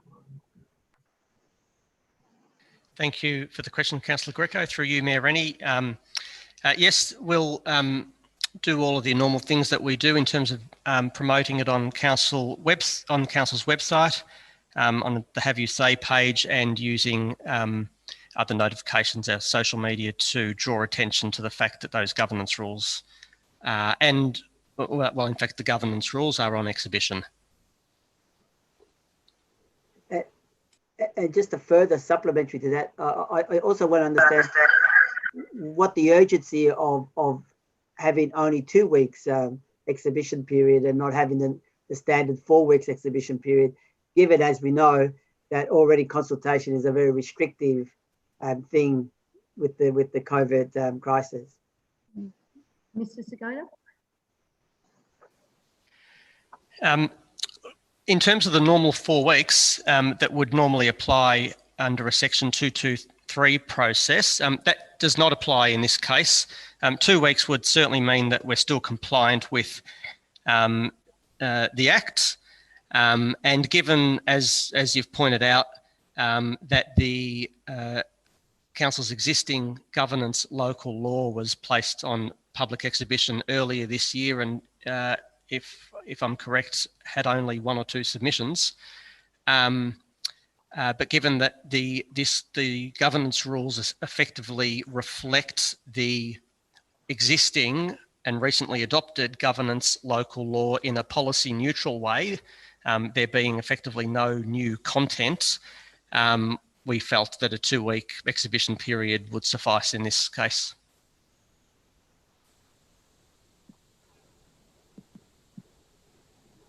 Thank you for that question, that answer, Mr. Sagona. Councillors, are there further questions? There being no further questions, I'll ask if there is a motion. Councillor McCarthy. Mayor, I'm happy to move the officer's recommendation as listed. Thank you, Councillor McCarthy. Is there a seconder for that motion? No, I'd like to put an amendment. So, Councillor Williams, we can't put an amendment until we have a seconder for the motion. So, and then we'll hear from the mover and seconder, and then you can obviously move an amendment. So, Councillor Amir, you're seconding Councillor McCarthy's motion.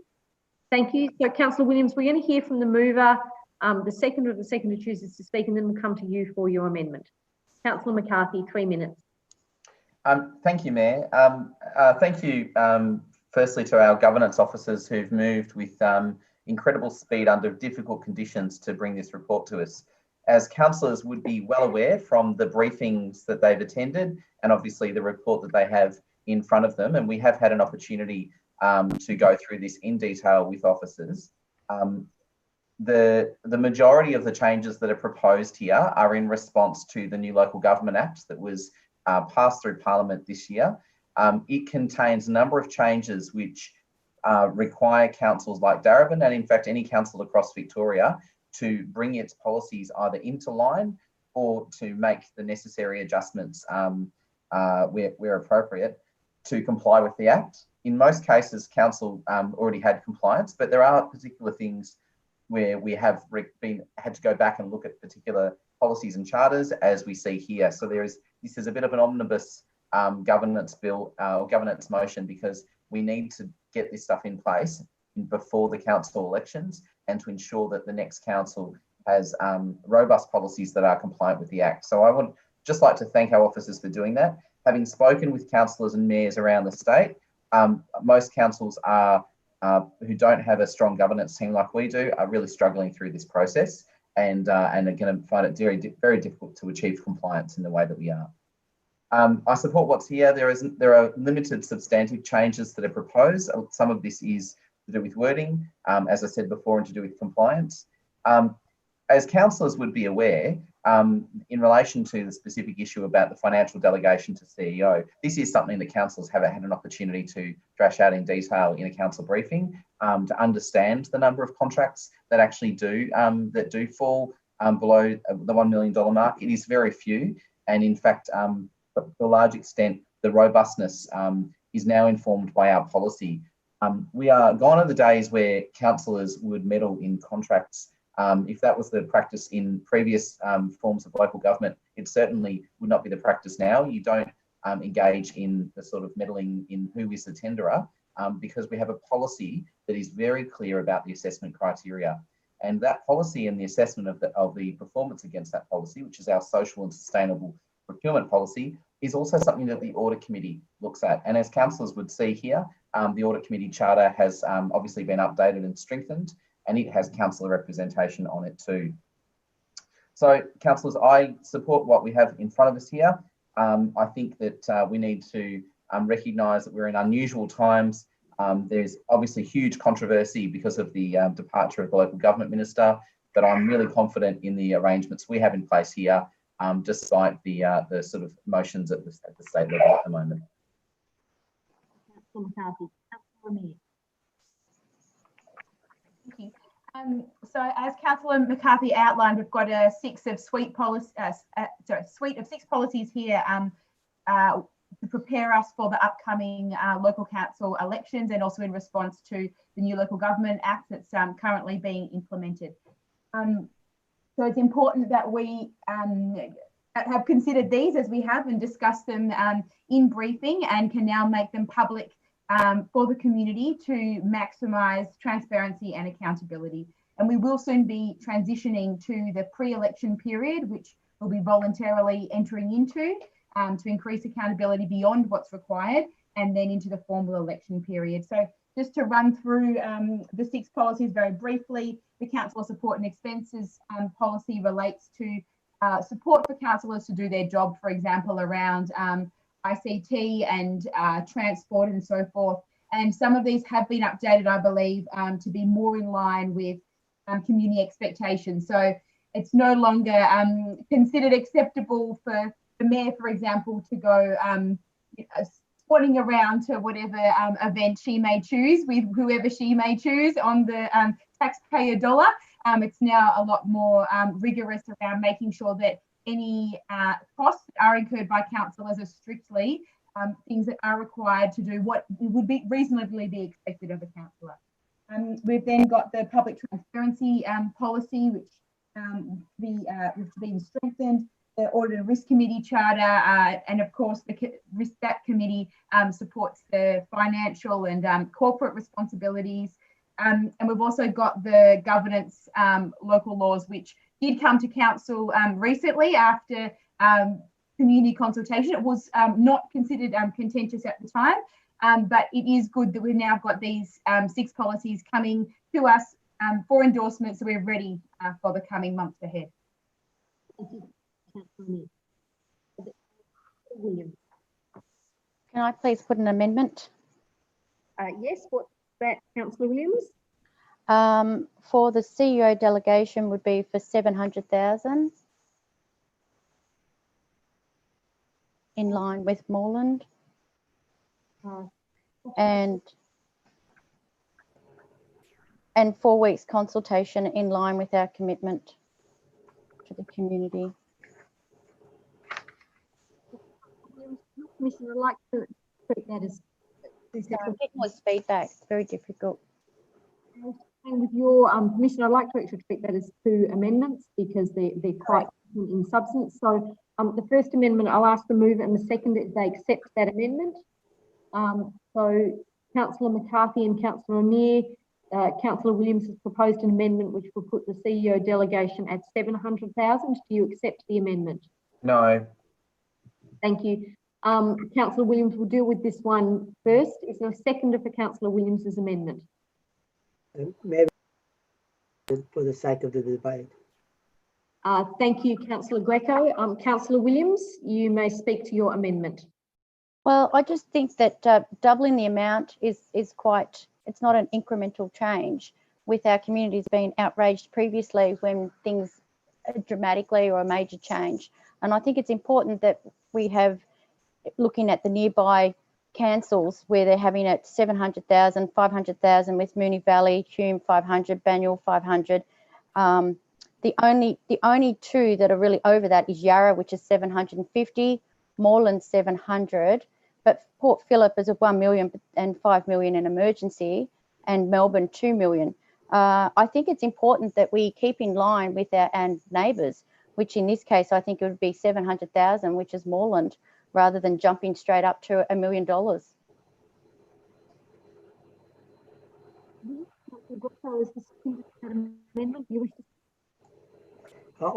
Mayor Rennie, I'll reserve my right to speak. Are there any other speakers to the amendment? Councillor McCarthy. Thanks, Mayor. Look, I'm not prepared. I wasn't prepared to accept Councillor Williams' amendment. I mean, councillors have had an opportunity to engage in this matter. I'm surprised that we're hearing this for the first time, this concern about the proposal, because this has been looked at in detail in the briefing process, and so it is quite a surprise to hear this for the first time.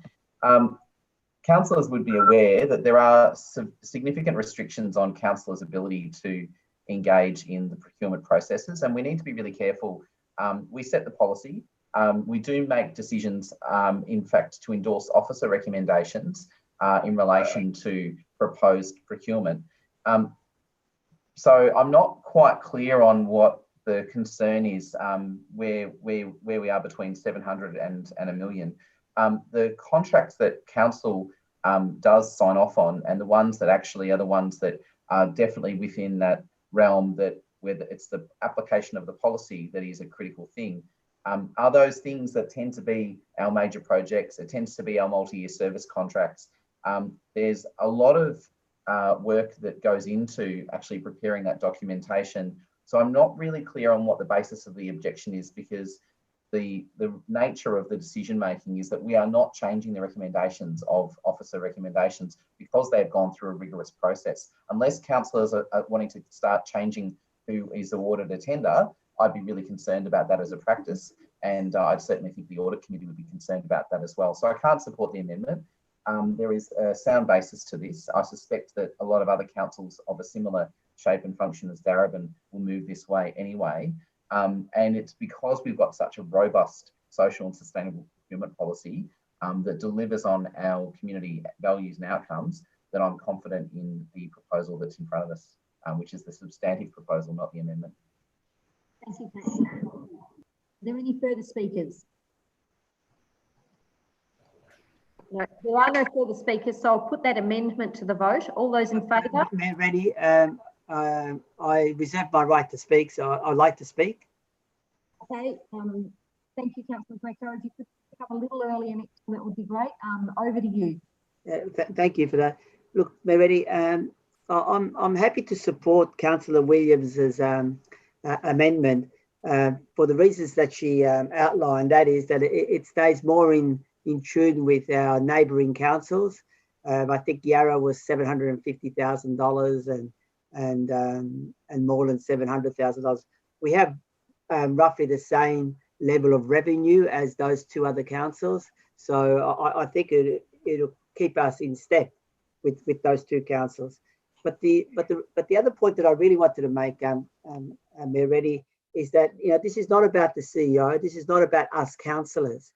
This is really about the community, because when you set a delegation limit, if things go beyond that delegation limit, that requires those issues or those contracts or that expenditure to come to a council meeting.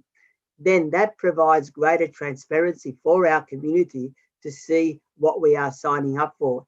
That does not mean that, as Councillor McCarthy was trying to suggest, that we change the tender process or things like that. Far from it. We have a very robust tender process. What it does is that by setting that limit, we're enabling the community to actually have a look in to how we make our decisions about important contractual matters that reflect, to ensure that they reflect the values that the council has. And I think when we have a limit that is too high, then less things will come to council and more things will be decided by delegation. And as a result of that, the community cannot participate or have a look into how we're actually making some of those commercial decisions. So for the sake of transparency, for the sake of the community having a greater monitoring role on what we do, I think that it would be good to have an increase, but leave the increase up to 600,000. Thank you for that. I'll now put that to the vote. All those in favour and against? That amendment is lost, with councillors Williams, Greco and Messina voting in favour and councillors Rennie, Amir, Newton and McCarthy voting against.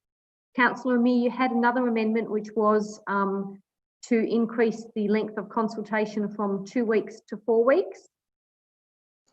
Councillor Mayor didn't, but Councillor Williams myself did. Sorry, apologies, Councillor Williams. I was looking at you on my screen. Was I correct in that your amendment was to change the consultation period from 2 weeks to 4 weeks?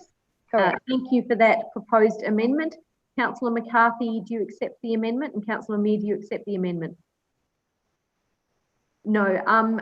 Councillor Williams, the amendment hasn't been accepted by the mover and the seconder. Is there a seconder for Councillor Williams's amendment? Yes, Mayor Rennie, I will second that amendment. Thank you.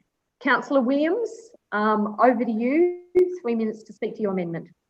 Well, we're in a pandemic at the moment, and I think we need to allow our community to be involved as much as possible. They have limited in what access they have in getting to council regarding our service centres are closed. They can't get access also sometimes through direct phone calls. It takes some time. So I think it's important that we do allow that accessibility available to the whole community for the period of 4 weeks. It's normal process that we do most consultations of a minimum of 4 weeks, if not longer. So I think that it needs to be in line with that.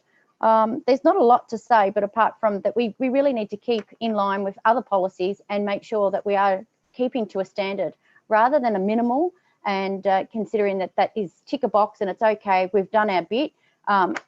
Before I know it's going to be a week when we do consultations. At what point are we going to say that it's okay? But I don't think 2 weeks is definitely enough time, especially we have like school holidays. 2 weeks come and go very quickly. I think 4 weeks is a better period of time. Councillor Williams. Councillor Greco. Mayor Rennie, I'll reserve my right to speak. Thank you. Councillors, are there any further speakers to this amendment? Councillor McCarthy. Mayor, once again, as councillors would be aware, from both the briefings and also from the papers, which make it very clear, the proposed amendments to the governance rules, which we only recently went through a very deep and broad and engaged public consultation, are about getting compliance with the requirements of the Local Government Act, and to do that in a timely fashion in advance of the election period and the caretaker period. My primary concern with Councillor Williams' proposed amendment is that it puts at risk that timeframe. It sets up a situation where potentially, if for some reason council wasn't able to meet, it couldn't necessarily bring its governance local law into compliance with the Local Government Act. I don't know why the government has created the pressure that it has on councils to work in this way, but the changes that have been proposed are about compliance with the Act. They're not substantive changes, and all councillors would be aware of that. And to suggest otherwise is really I'm not sure, to be making a different argument. So whilst I would love to have the 4 weeks, 6 weeks, however many weeks, the reality is the time frame that we're dealing with, and councillors would be aware of this, is so tight at the moment that if we don't get this through, then we run the risk of actually not being able to adopt it before the caretaker period. And that's clearly outlined in the report. Councillors have been briefed on it. And once again, I'm surprised that we're hearing this now, because it's a time frame which is not of our making. It's a time frame that's direct making of the former and now disgraced local government minister, Adam Somyurek. Are there further speakers? Mayor Rennie, I'm happy to speak in favour of this motion. As I also draw attention to the 2 weeks exhibition period in my questioning. Look, I think it's important that we have a full 4 week exhibition period. And why I say that, Mayor Rennie, there are two key factors here.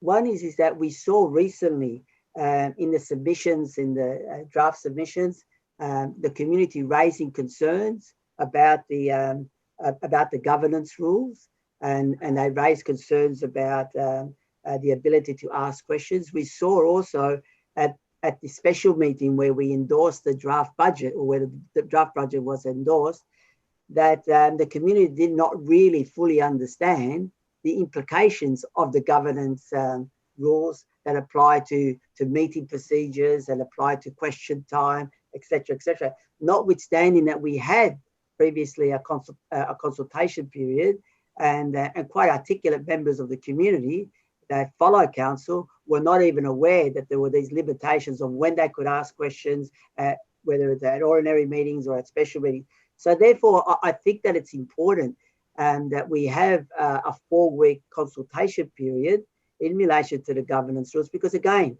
Mayor Rennie, this is not about the councillors, this is not about the officers. The governance rules are about how we govern ourselves. And the ones that should have a say over the governance rules, a clear say, are the residents. They need to actually monitor, and they actually need to have some input, informed input about how we govern council business and how we actually govern ourselves in the conduct of that business. So I think it's important that we give the whole 4 weeks, and I haven't heard any arguments at all saying that if we did have a 4-week period, that would make it, that would put in danger us adopting these in the required time frame. We'll now put that to the vote. All those in favour and against? That motion is lost. We had councillors Williams and Greco voting in favour of that amendment, and councillors Messina, Rennie, Amir, McCarthy and Newton voting against the amendment. We'll now return to debate on the substantive motion at 7.10. Are there any further speakers? Yes, Mayor Rennie, I have an amendment that I'd like to move in relation to 7.10, and the essence of the amendment is that in relation to Part A, Part B, Part C, and Part D, and also Part E, that we provide a 2 weeks consultation period for the community to have input in relation to all these policies.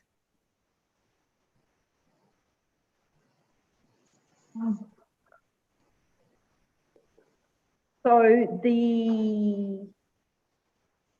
that we're clear on the wording, Councillor Greco, you would add a point which would be that council conduct a 2-week consultation period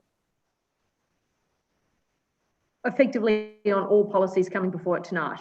That's right, to be consistent with Part F.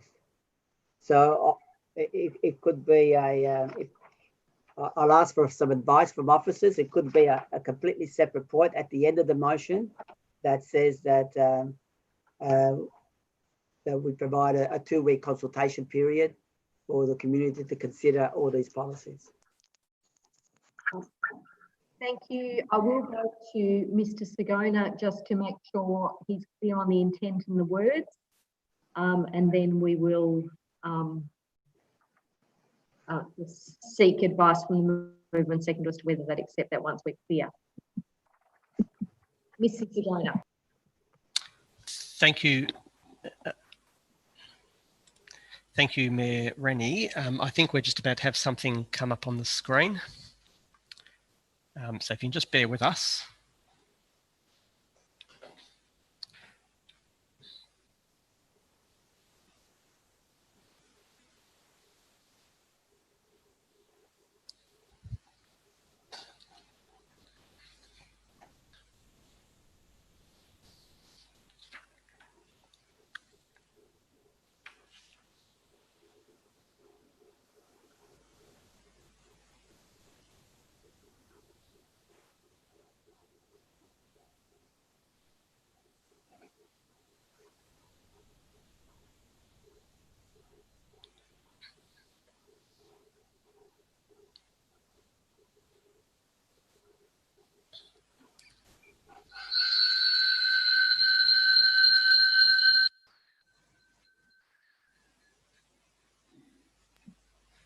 Councillors, just to let you know, it's my intention for a short break after we finish the item at 7:10.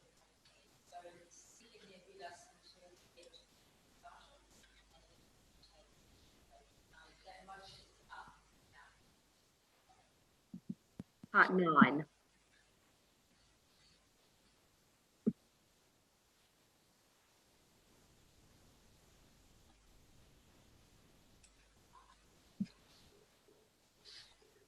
Susan, would you mind repeating what you just said?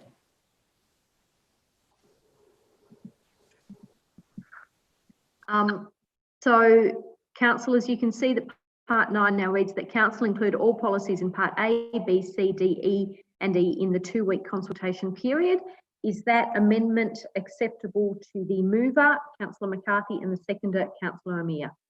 Are we allowed to ask questions, given it's new? Yeah, can I ask an officer response on those timeframes, because we don't have, this is the first we've seen this amendment, and so I'd like to understand whether, from the officer's perspectives, whether that presents any challenges in terms of compliance with the government's Local Government Act requirements. Okay, thank you, Councillor McCarthy. Sedona. Thank you. Thank you, Mayor Rennie.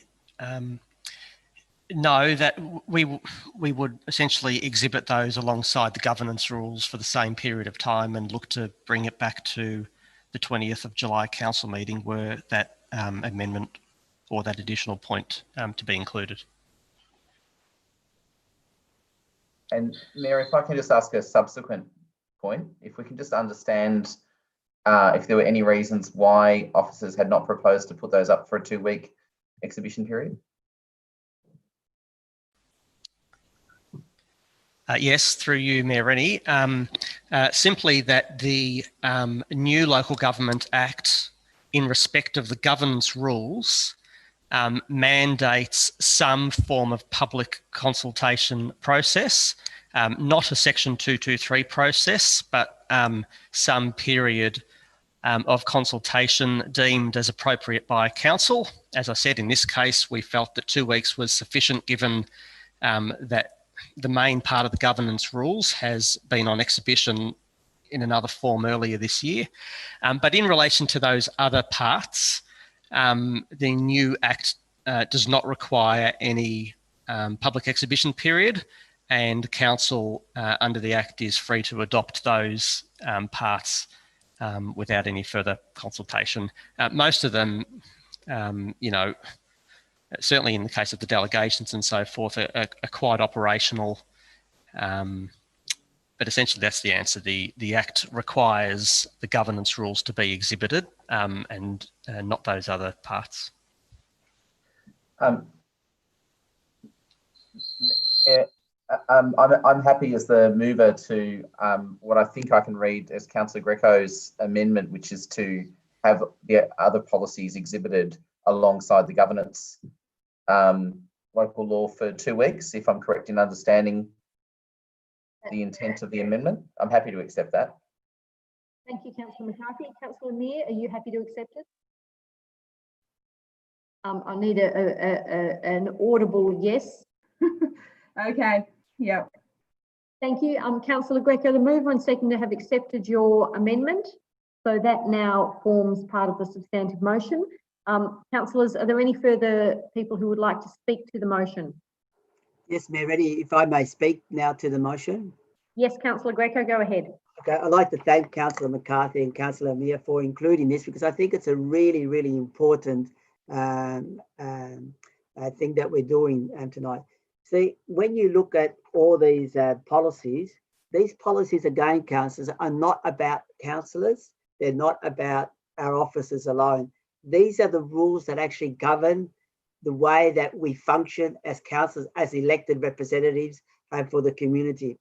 They set the framework of what we can and what we can't do, etc. And so therefore it's important that whenever we consider these rules, that we give our community the opportunity to have a say over whether they agree with that framework or they don't agree with that framework, obviously within the legislative parameters. And even though, as was mentioned by the officer that we don't need to go out and consult the community on many of those policies, I think it's important that we actually do, because that shows a sense of transparency on our part, that we're not just writing up the rules amongst ourselves and excluding the community in actually then how we conduct ourselves, and also not only how we conduct ourselves, how we expect the community to interact with us, because a lot of these policies are about how the community interact with us. So we need to give the community a say in relation to that. I would have liked a longer period of time, because in the 12 years that I've been on council, I don't think the community fully understands that framework and that parameter and the rules that we set ourselves. And this was just demonstrated, as I mentioned much earlier, at the special meeting that we had where we drafted the budget. But I'm pleased, as a compromise, that the councils are willing to get this out to the community for the next 2 weeks so we can get some feedback from them. Thank you. Are there any further speakers? There are none. I'll put that to the vote. There is no right of reply because it was amended. So all those in favour? That motion is carried unanimously. Thank you, councillors. I'm now going to propose a short break of about 6 minutes. So my computer reads 8:37. We'll return at 8:43. That will enable people to stretch their legs and perhaps get a cup of tea, equally to members of the public who are watching us tonight. Please don't turn your cameras off, because if you do, it changes the order in which people appear. So put something in front of your camera if you want. And we'll turn off the live stream. I'll just confirm, or we'll put up, rather alternatively, we're going to put up a sheet saying that we're just having a break. So councillors, that'll be available to the community, and I'll see you in a few minutes.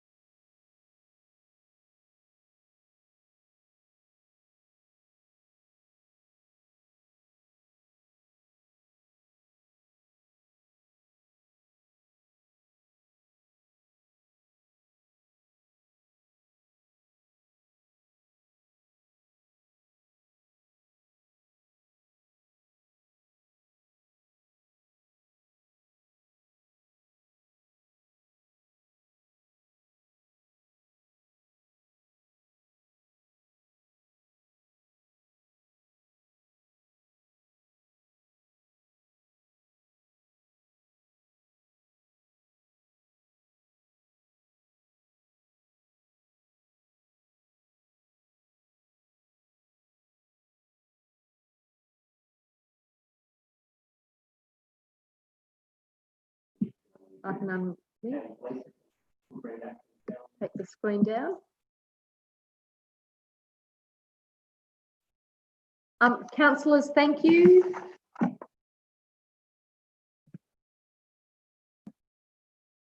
We'll get back to our meeting.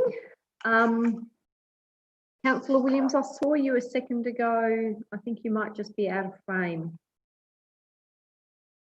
And thank you, Councillor Amir. The last item we dealt with was item 7.10. We're now at item 7.11. It relates to a proposed sale of land from a discontinued road. I'll ask that the officers join. That's Ms. Ingrid Bishop, if anyone has any questions. If there are no questions, I'll ask if there is a motion. Councillor Williams. You're moving the motion as recommended? Thank you. Is there a seconder? Councillor Amir, thank you. And that motion is on the screen. So Councillor Williams, over to you. Okay, this is just a recommendation for the statutory process that the discontinuance of land and the adjoining the rear of 65 Southern Hay Street in Reservoir, that council actually gives notice of notification under the section 189, 882A and 223 of the Act for the proposed sale of the site in the appropriate newspaper and council website. The sale of the land from the former road is going to the owners of 65 Southern Hay Street at Reservoir by private treaty. So it's pretty straightforward, and that's pretty much about it. So we just have to go through the process, and that we actually have to show that we're doing the formal process of going through the local newspaper and council websites that property is now of discontinuance, and it will be going to a treaty of 65 Southern Hay. Thank you, Councillor Williams. Councillor Amir. Only to add, there was consultation with the surrounding landowners, no objections. So I agree with Councillor Williams. It's quite a straightforward statutory process.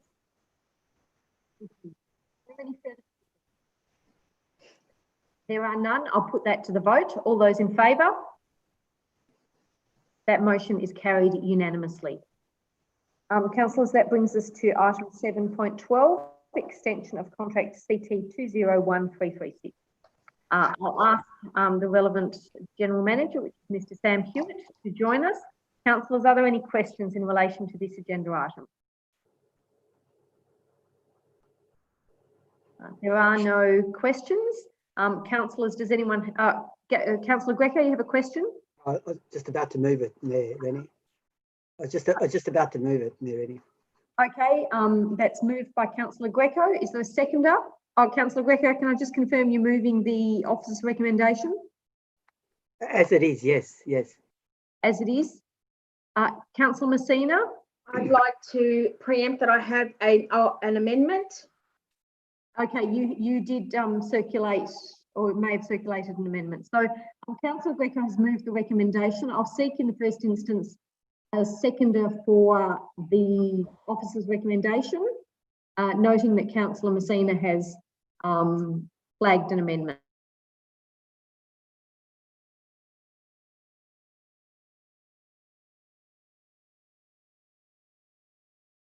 I had an amendment. I apologise. So if it makes the procedure much easier, I'll withdraw and allow Councillor Messina to move the. If you move a motion, Councillor Greco has been very gracious. You happy to do that? Yeah. Thank you, Councillor Greco. Councillor Newton, can I just check, you raised your hand? Yes, with the motion that wants to be moved by Councillor Messina, can I ask a question? Yes. And firstly, it's not a motion until it has a seconder. So the first. Okay. I'm happy to second it. Yeah. So Councillor Greco is happy to second that. So it is now a motion. As it differs from the officer recommendation, you may ask a question of Mr. Hewitt. Thank you. Through you, Mayor Rennie, I just have a question. So I understand that the motion that Councillor Messina wants to put forward talks about a comprehensive review of the hard waste collection. But I also note that in the strategy that we've just put out, we have hard rubbish service review to increase resource recovery rate, and we have analysed hard waste and recycling services, including e-waste collection, to inform a new contract. So I was just wondering if we approve this motion, how would these two things go together? So how would this sit under the strategy? Through you, Mayor Rennie. What the alternative motion is committing the officers to is a review of the hard waste collection service, as well as other services which are about to expire, which all will contribute to Council's overall waste and recycling strategy.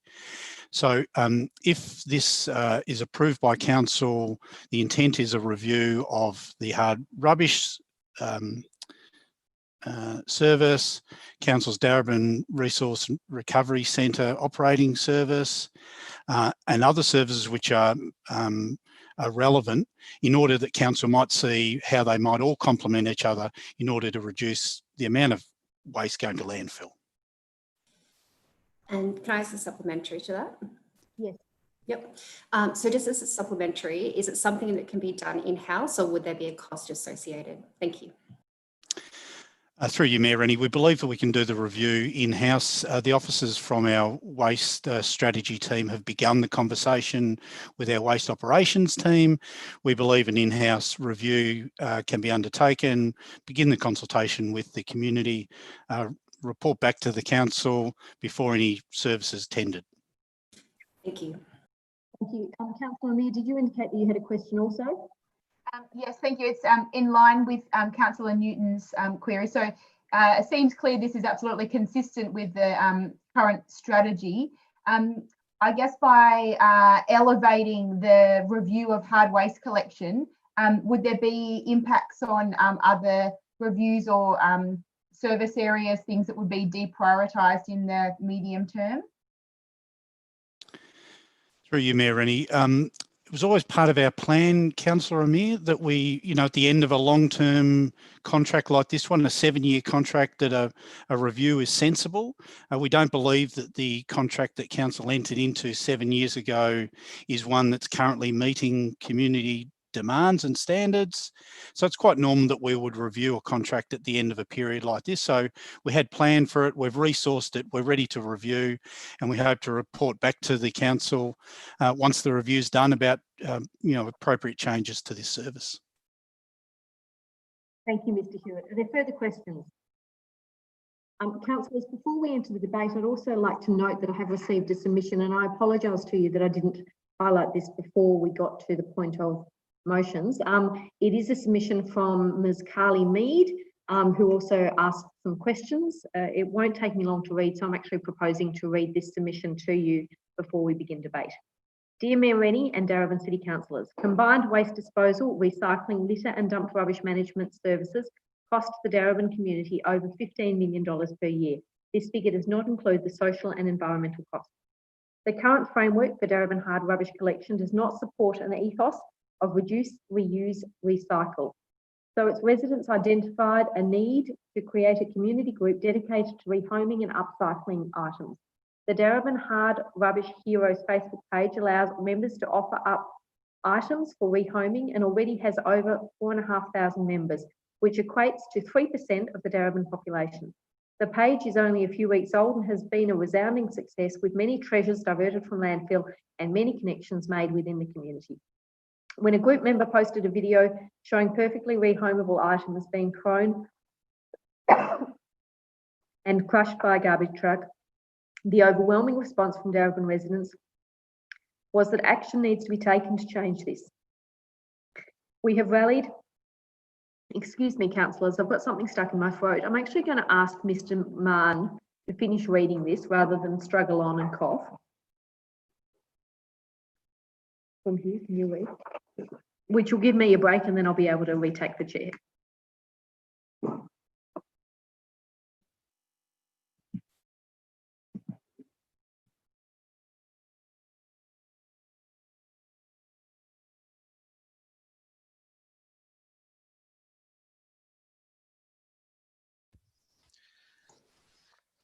Through you, Madam Mayor, I'll continue reading that submission from Carly Mead.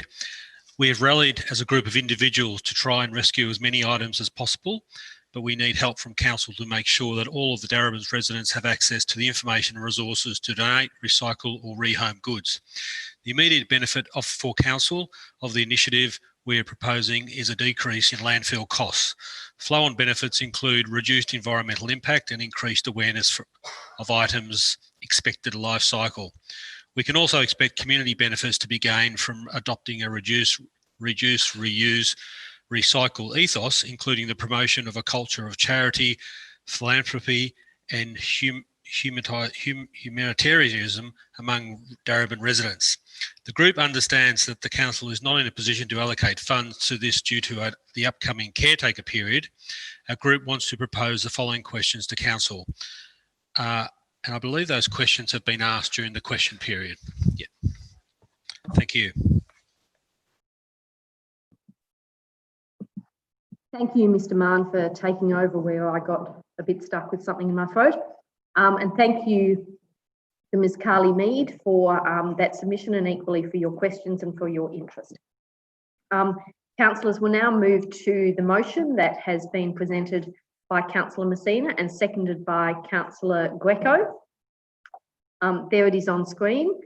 Councillor Messina, over to you. You have 3 minutes to speak to the motion. Can I just read that it's what I've submitted, please, through Mayor Rennie? Yes, do. Thank you. Yes, it is. Thank you. First of all, I want to thank you for your support on this, Councillor Greco, and thank you, Carly Mead and the Darebin Hard Rubbish Waste Heroes members for your submission, your passion and your commitment to waste reduction. This council has always been committed to waste reduction on economical, social and environmental reasons. My amendments and acknowledges that hard waste and Darebin resource recovery are due for a review.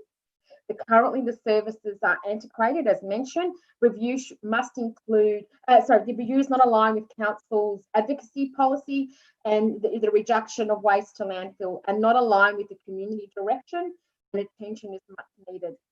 We need service improvement and service delivery, and the use of the waste hierarchy under the reuse, reduce, prevention, reuse, recycle, recover must be adhered to.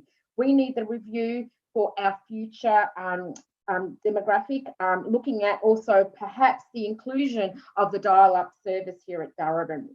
We need to address white goods, tyres, furniture, toys, crockery, mattresses, metal, steel and iron, and let's stop the crushing. This amendment will provide the City of Darebin residents and ratepayers a solution that ensures that waste is minimised at sent to landfill. And most importantly, the review includes and commonly community consultation and consumer behavioural change, and the communication strategy must adhere with the council rates distribution to ensure that our multicultural community understands it.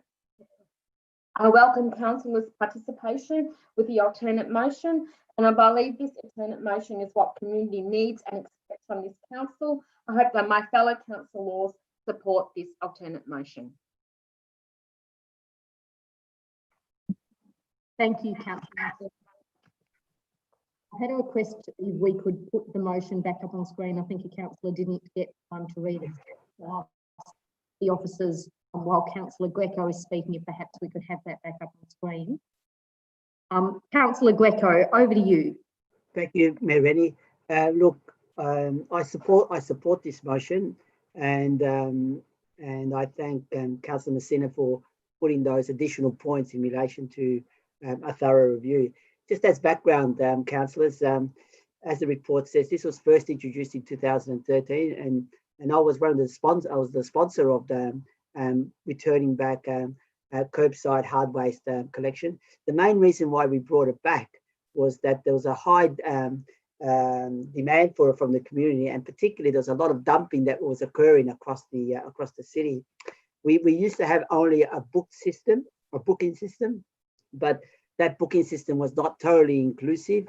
A lot of people would have missed out on that system, particularly people who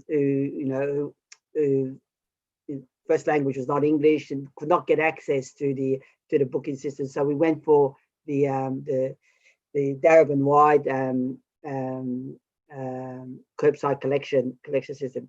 I've noticed over these years, and I've sort of carefully monitored, is that more and more material is being recycled by the community, which is really a great thing to see. I've seen, for example, in my street, the things that I had put out, nearly everything that I had put out had been collected by others, which was really gratifying to see.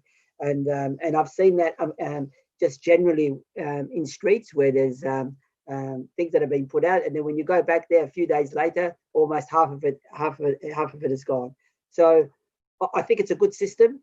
I think it encourages the recycling. I welcome the review, given that we're coming to the end of our contract, and a comprehensive review actually help us see how we can make the hard waste rubbish collection system much more environmentally friendly in terms of encouraging more and more recycling, because what is somebody's trash is somebody's treasure. Thank you, Councillor Jackson. We'll just take the screen down now. Hope everyone's had time to read it. Are there further speakers? Councillor McCarthy. Thank you, Mayor. I'd also like to thank Councillor Messina for her initiative in putting up those additional points. And I think it's really consistent with what we've been hearing from the community, and Councillor Greco picked up on that point as well over the last few years. And I think in the last 2 years in particular, the community ownership of this issue has been profound. And I think the thing that really strikes me, and I'm sure that in the wording of the new motion, there is space for this, but some of the very best solutions that we are going to find, and I think be able to partner with and support, are in fact going to come from community, not necessarily from within the organisation. And I don't say that to denigrate the organisation, but at the end of the day, this is the waste, or the so-called waste, that the community produces through various consumer activities. So it's those things that people buy and they don't know where it needs to go, and so it ends up getting put out in hard waste, when in fact it is reusable. And so one of the things that's been raised by a number of community members with me, who I've been engaged with through the Darebin Hard Waste Heroes group, is the timing of this service is really important, making sure that things do not get weather destroyed. Actually having a more relaxed and collaborative environment is really important to support community members to effectively save and redistribute things that can be reused. I had some small things, a couple of things, and every single thing that I put out the front of my house this year went and was saved, salvaged, and turned into something else. So we are a community that does not want things to go to landfill. That's incredibly clear. And we need a system that is robust, that supports that community aspiration. And I think we will be surprised. In fact, I won't be surprised by the creativity of our community in helping us solve this problem going forward. It's a thing that we own together. Thank you, Councillor McCarthy. Are there further speakers? Councillor Newton. Thank you, Mayor Rennie. So I'd like to speak in support of this motion. I've actually seen both systems. So obviously we have once a year in Darebin, everything out at one time. But I did see Burundara, when I worked there, go through the change from once a year to an on-call service. And there's pluses and minuses to both. And I think one of the incredible things about the last couple of weeks since being on the Darebin Hard Rubbish Heroes group is that everyone's involved, and it's this thing where it kind of meets all of our needs in terms of wanting to reduce waste, wanting to reuse, and just have the community involved. So I'm really excited to see what the possibilities are for this. I think it's well worth looking into. And yeah, agree with Councillor McCarthy that the community has the answers here, and really commend Councillor Messina for bringing this to us. Thank you. Any further? No? There being none, I'll put that to the vote. Before I do, I'll just note, Councillor McCarthy, that your trash may have become my treasures. I'm not sure whether you put out a football in a basket, but they're in my home now. So I'll now put that to the vote. All those in favour? That motion is carried unanimously. Thank you, Councillor Messina. And thanks once again to our submitter, Ms. Carly Mead. Councillors, that brings us to the end of consideration of reports.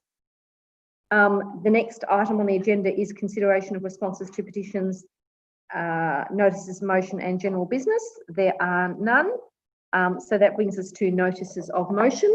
And the first one being 9.1, advocacy report on the extension of tram route 11. So Councillor Greco, I'll take that as moved by you.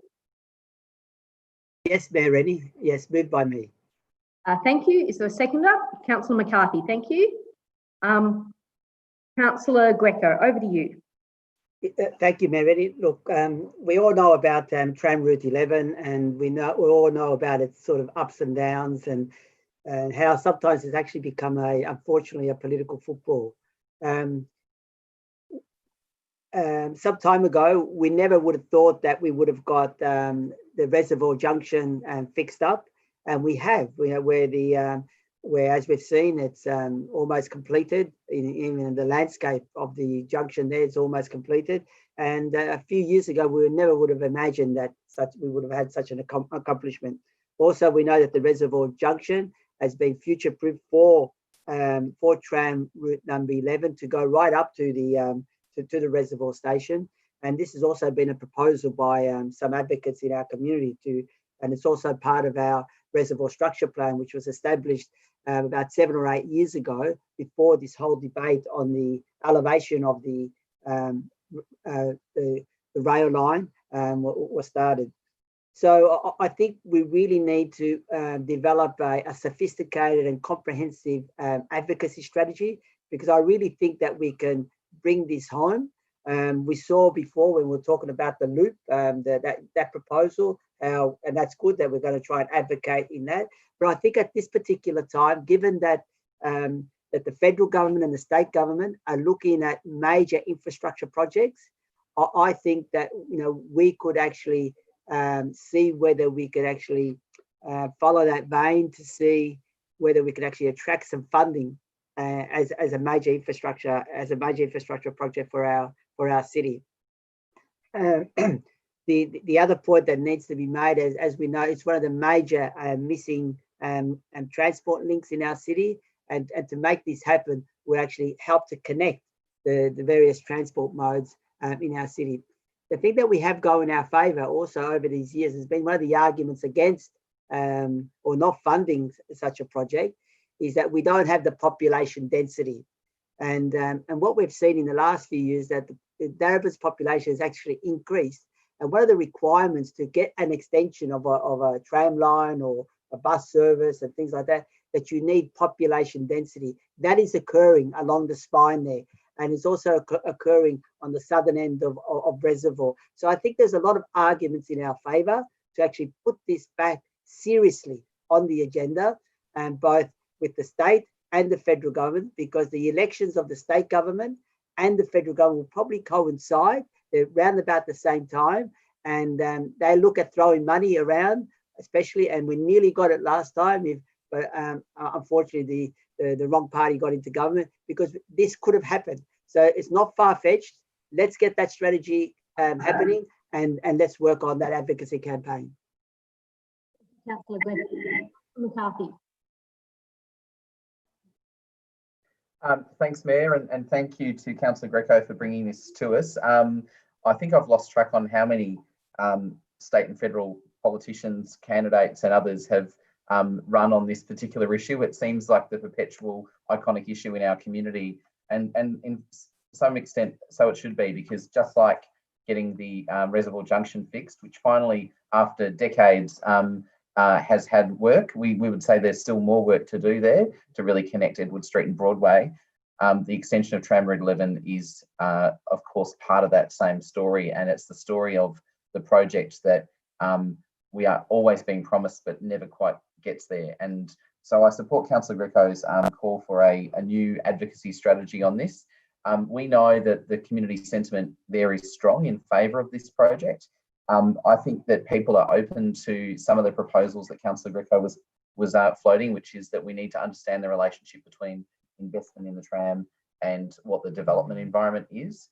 But that's a really complicated question for the community, unless it has that guaranteed dividend that there will be infrastructure spending in the community. And We have people that are still alive today who moved into the area near the lake when it was called the Tramways Estate, who were promised this tram. So this is a legacy issue for our community, and it is incumbent upon us as a council to pick up this baton and to advocate to whoever is in government at either level and say, this is a project which has merit.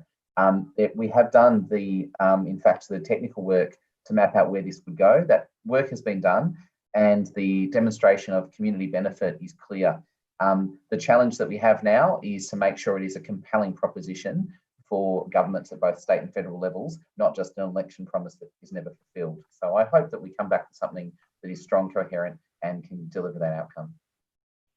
Thank you, Councillor McCarthy. Are there any further speakers? Councillor Messina.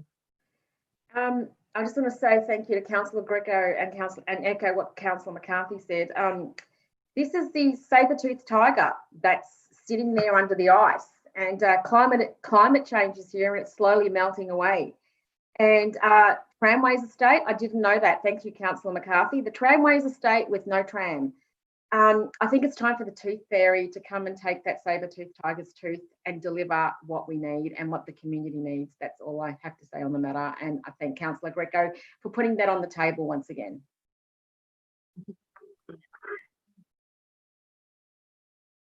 Was that me? Yep. Just briefly, I support this as well. Certainly over the last 4 years, we have seen quite a few townhouse developments and other developments off Gilbert Road that, you know, the state government expects us to have some growth there, but they have not invested in that tram infrastructure. So very supportive of this. And as we talked about in one of our other reports with the Suburban Rail Loop, there's huge opportunities. So really glad to see us keeping on at the state government for this one.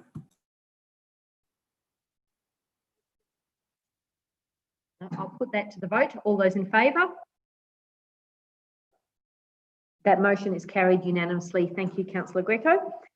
That brings us to 9.2. I have been made aware that Councillor Amir has a conflict of interest. So Councillor Amir is going... Yes, I've disappeared myself preemptively. I'd like to declare a conflict of interest for this item due to being a federal public servant. So I'll absent myself from this item. Thank you. And Councillor Amir is formally removed from the meeting just for the purpose of clarity, and will re-enter the meeting after this item. Councillor Greco, I'll take this item as moved by you. And yes, we're ready. You're looking to second the motion? Yes, Councillor Williams. Okay, thank you. Councillor Greco, over to you. Thank you, we're ready.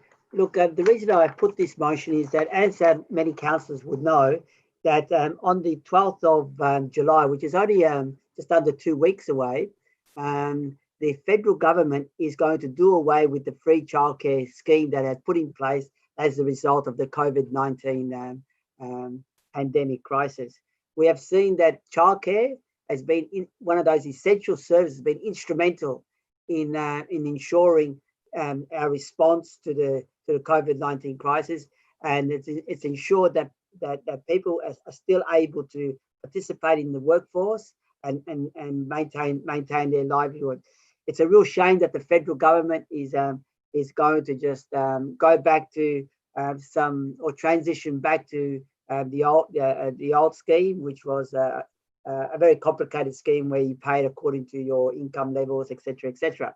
And what reports have recently shown is that it's a real mistake for the federal government to stop the free childcare initiative that they put in place, because what it does is that it will actually decrease the participation rate, particularly of women in the workforce. And given that we're going through a second round of contagion as a result of the pandemic, it only just makes sense that we extend this. We extend the free childcare initiative.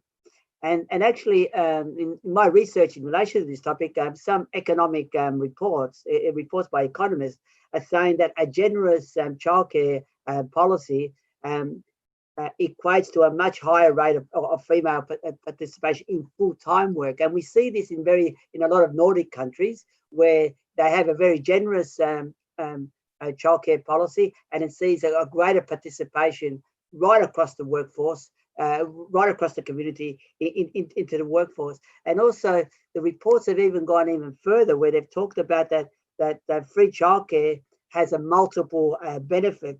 And one of the stats that really struck me is that more jobs per $1 million spent through expenditure on childcare area is more than the similar amount being spent on construction jobs. So childcare, whilst it's seen as a minding exercise for children and things like that, actually has enormous multiple flow-on effects in relation to the economy, if we want to talk in terms of economic terms.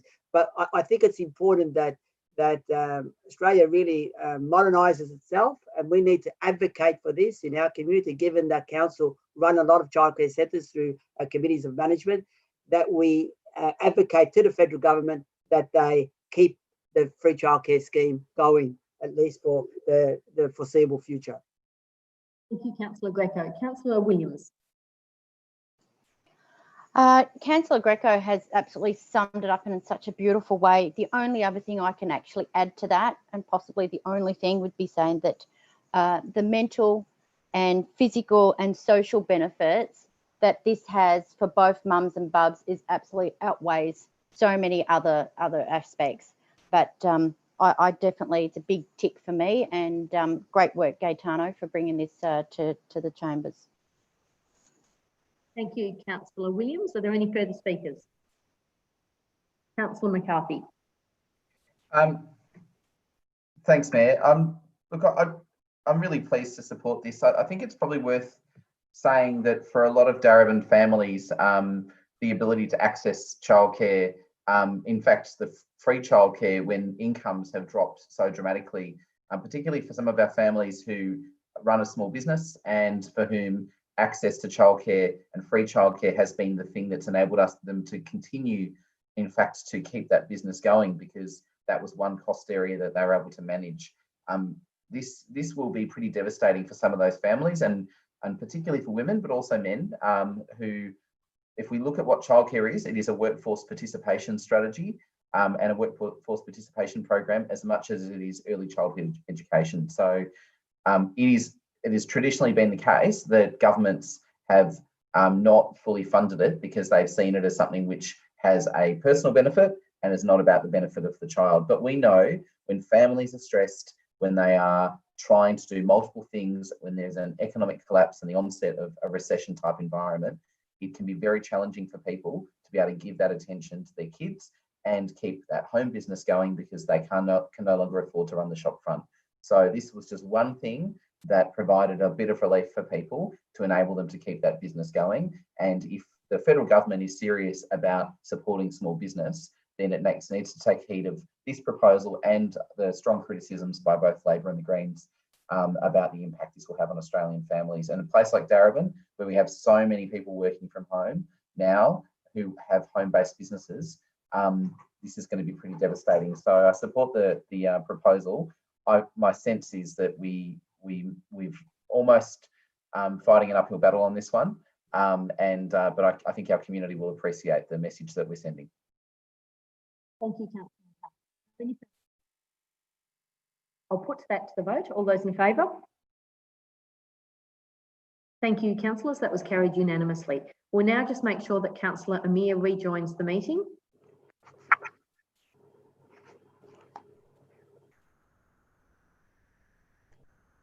Welcome back, Councillor Amir. We're now at item 9.3 on the agenda. I'll take that as moved by Councillor Greco. Yes, Mayor. Thank you. Is there a seconder for that motion? Councillor Williams. Thank you. Councillor Greco, over to you. Thank you, Mayor. Look, the motion is fairly self-explanatory in those 3 points that are mentioned in the motion. The first point is about that we note the presentation that was given to us by Dr. Jane Stanley, who's a renowned expert on markets around the world, and she provided a very, I found, a very informative and detailed presentation about the importance of markets, and also the importance of preserving the market, and also talking about the in situ situation in relation to the market, etc. And also, I think it's important, as the motion talks about there, is that we make that information publicly available. We make the presentation publicly available. I understand part of it is available, not all of it, but part of it is available on the internet. But it'll be good to make available the presentation that she actually presented to us. And the final point there, which I think is really, really critical. I mean, we pride ourselves on being a council that makes decisions on evidence, and that we hear all the various perspectives, etc., etc. But I fear that the information that has been forwarded to the VPA and to the state government, and this is my humble opinion, is actually skewed towards the market either being in situ or being relocated. So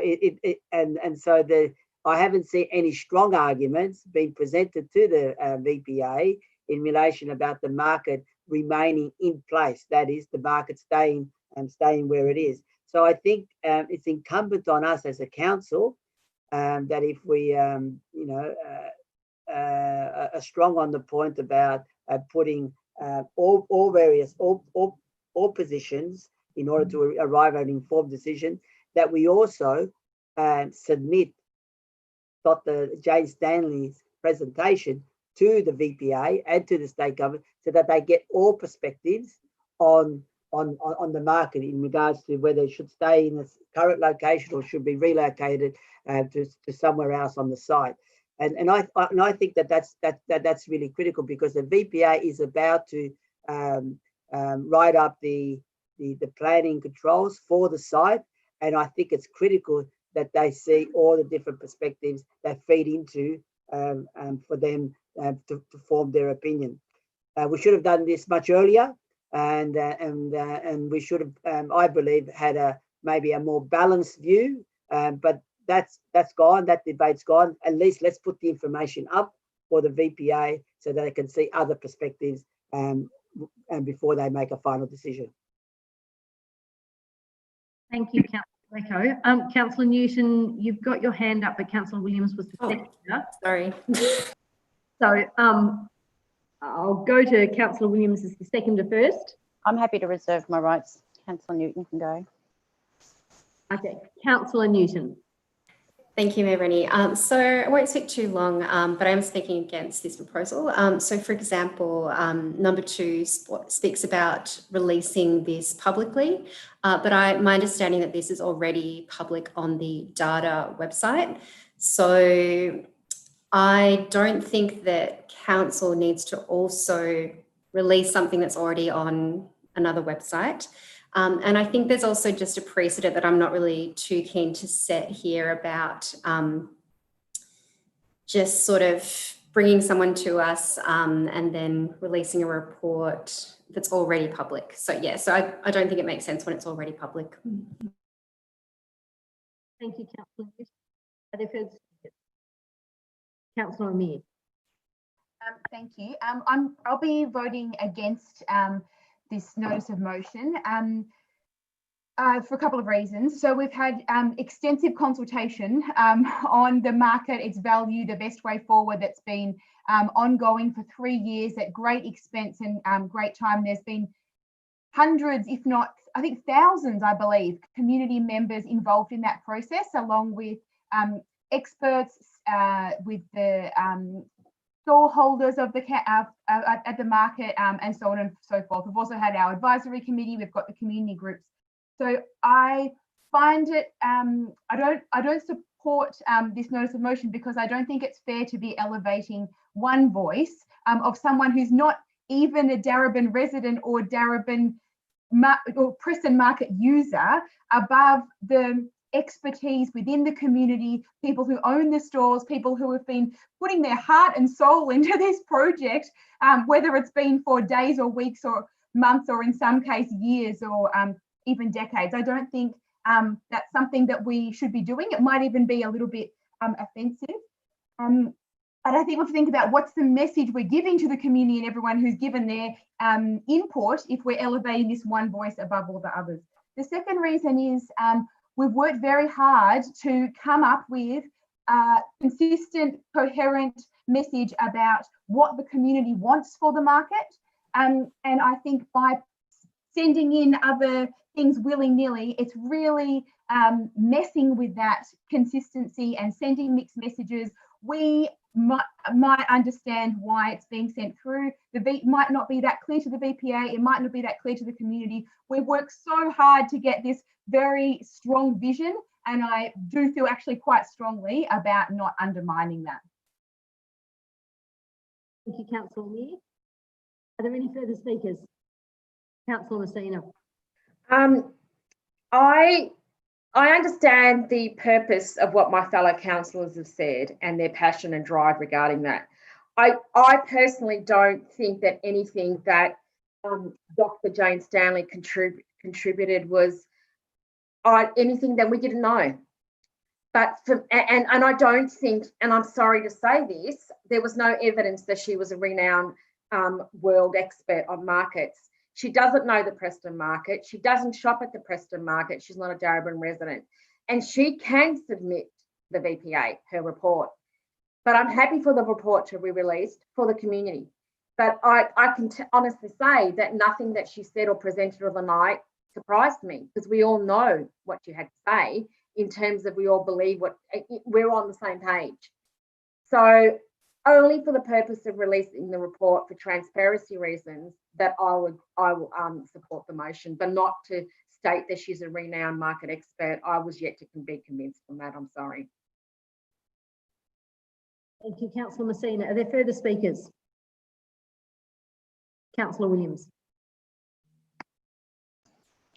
I guess people forget that she's a doctor. She's not a GP doctor. She actually specialises in this field and has so for a number of years.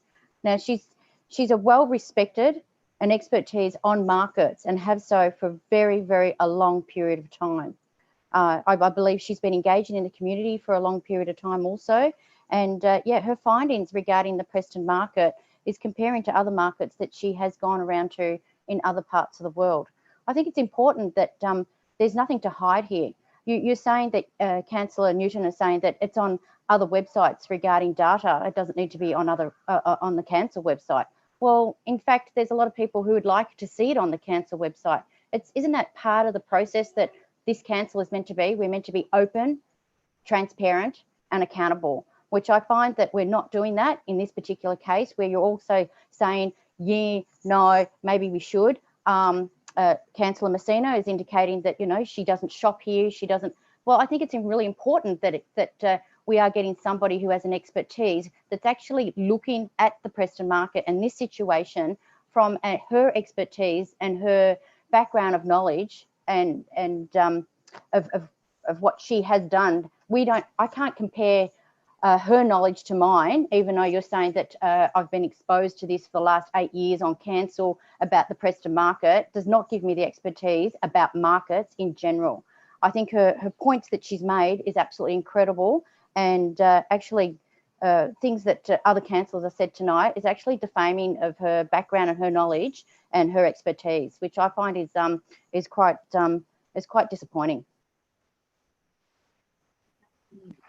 Are there any further speakers? Councillor Greco, you have a right of reply. Thank you, Mayor Rennie. Look, just a few points. One is that Dr. J. Stanley was an expert witness at the VCAT hearing. She has been used as an expert witness in relation to the Victoria market issue, which is an ongoing saga. So she has that expertise and she has that capacity to understand the importance of markets and how markets function and things like that. You don't need to actually be a shopper of the market or a resident of the city of Darebin to have that information. The other point is that if we're open to all of the options, as councillors keep saying, why not then put her position forward as one of the options to the VPA and to the state government? we're not actually elevating her position by putting her position to the VPA, to the state government, because we have also put the position of the urban design report to the VPA and to the state government, that report advocates for the market being relocated. So are we saying that by submitting that report and noting and submitting, are we elevating that report therefore? And so I just don't see the reasoning that if we want to have a balanced, if we want to present a balanced view to the VPA and to the Victorian government, that we put all the various views that are associated with the market.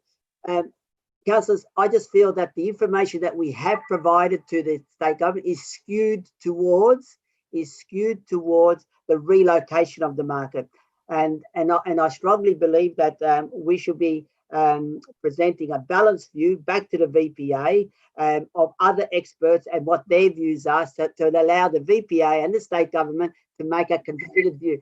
Our responsibility is to provide those various range of views. If we don't do that, councillors, then we're actually doing ourselves a disservice in terms of transparency and decision making based on evidence. Thank you. Thank you. We'll now put that to the vote. All those in favour? And against? That motion is carried with councillors Messina, Rennie, Greco and Williams voting in favour, and councillors McCarthy, Newton and Amir voting against. Thank you, councillors. That brings us to the end of notices of motion. We'll now move to item 10, urgent business.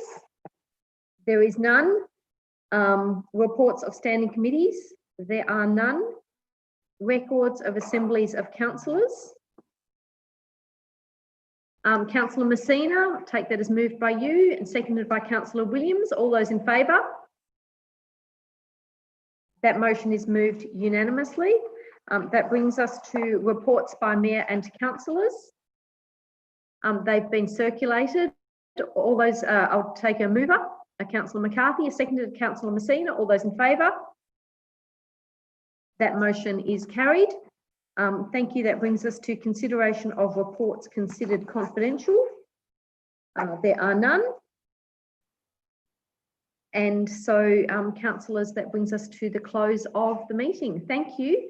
I'll ask that you just stay online for 1 minute while we stop the live stream, and we thank members of the community who have stuck with us for this inaugural online meeting for your time, and we welcome any feedback that you may have as members of the community in relation to the quality of visual or audio experience.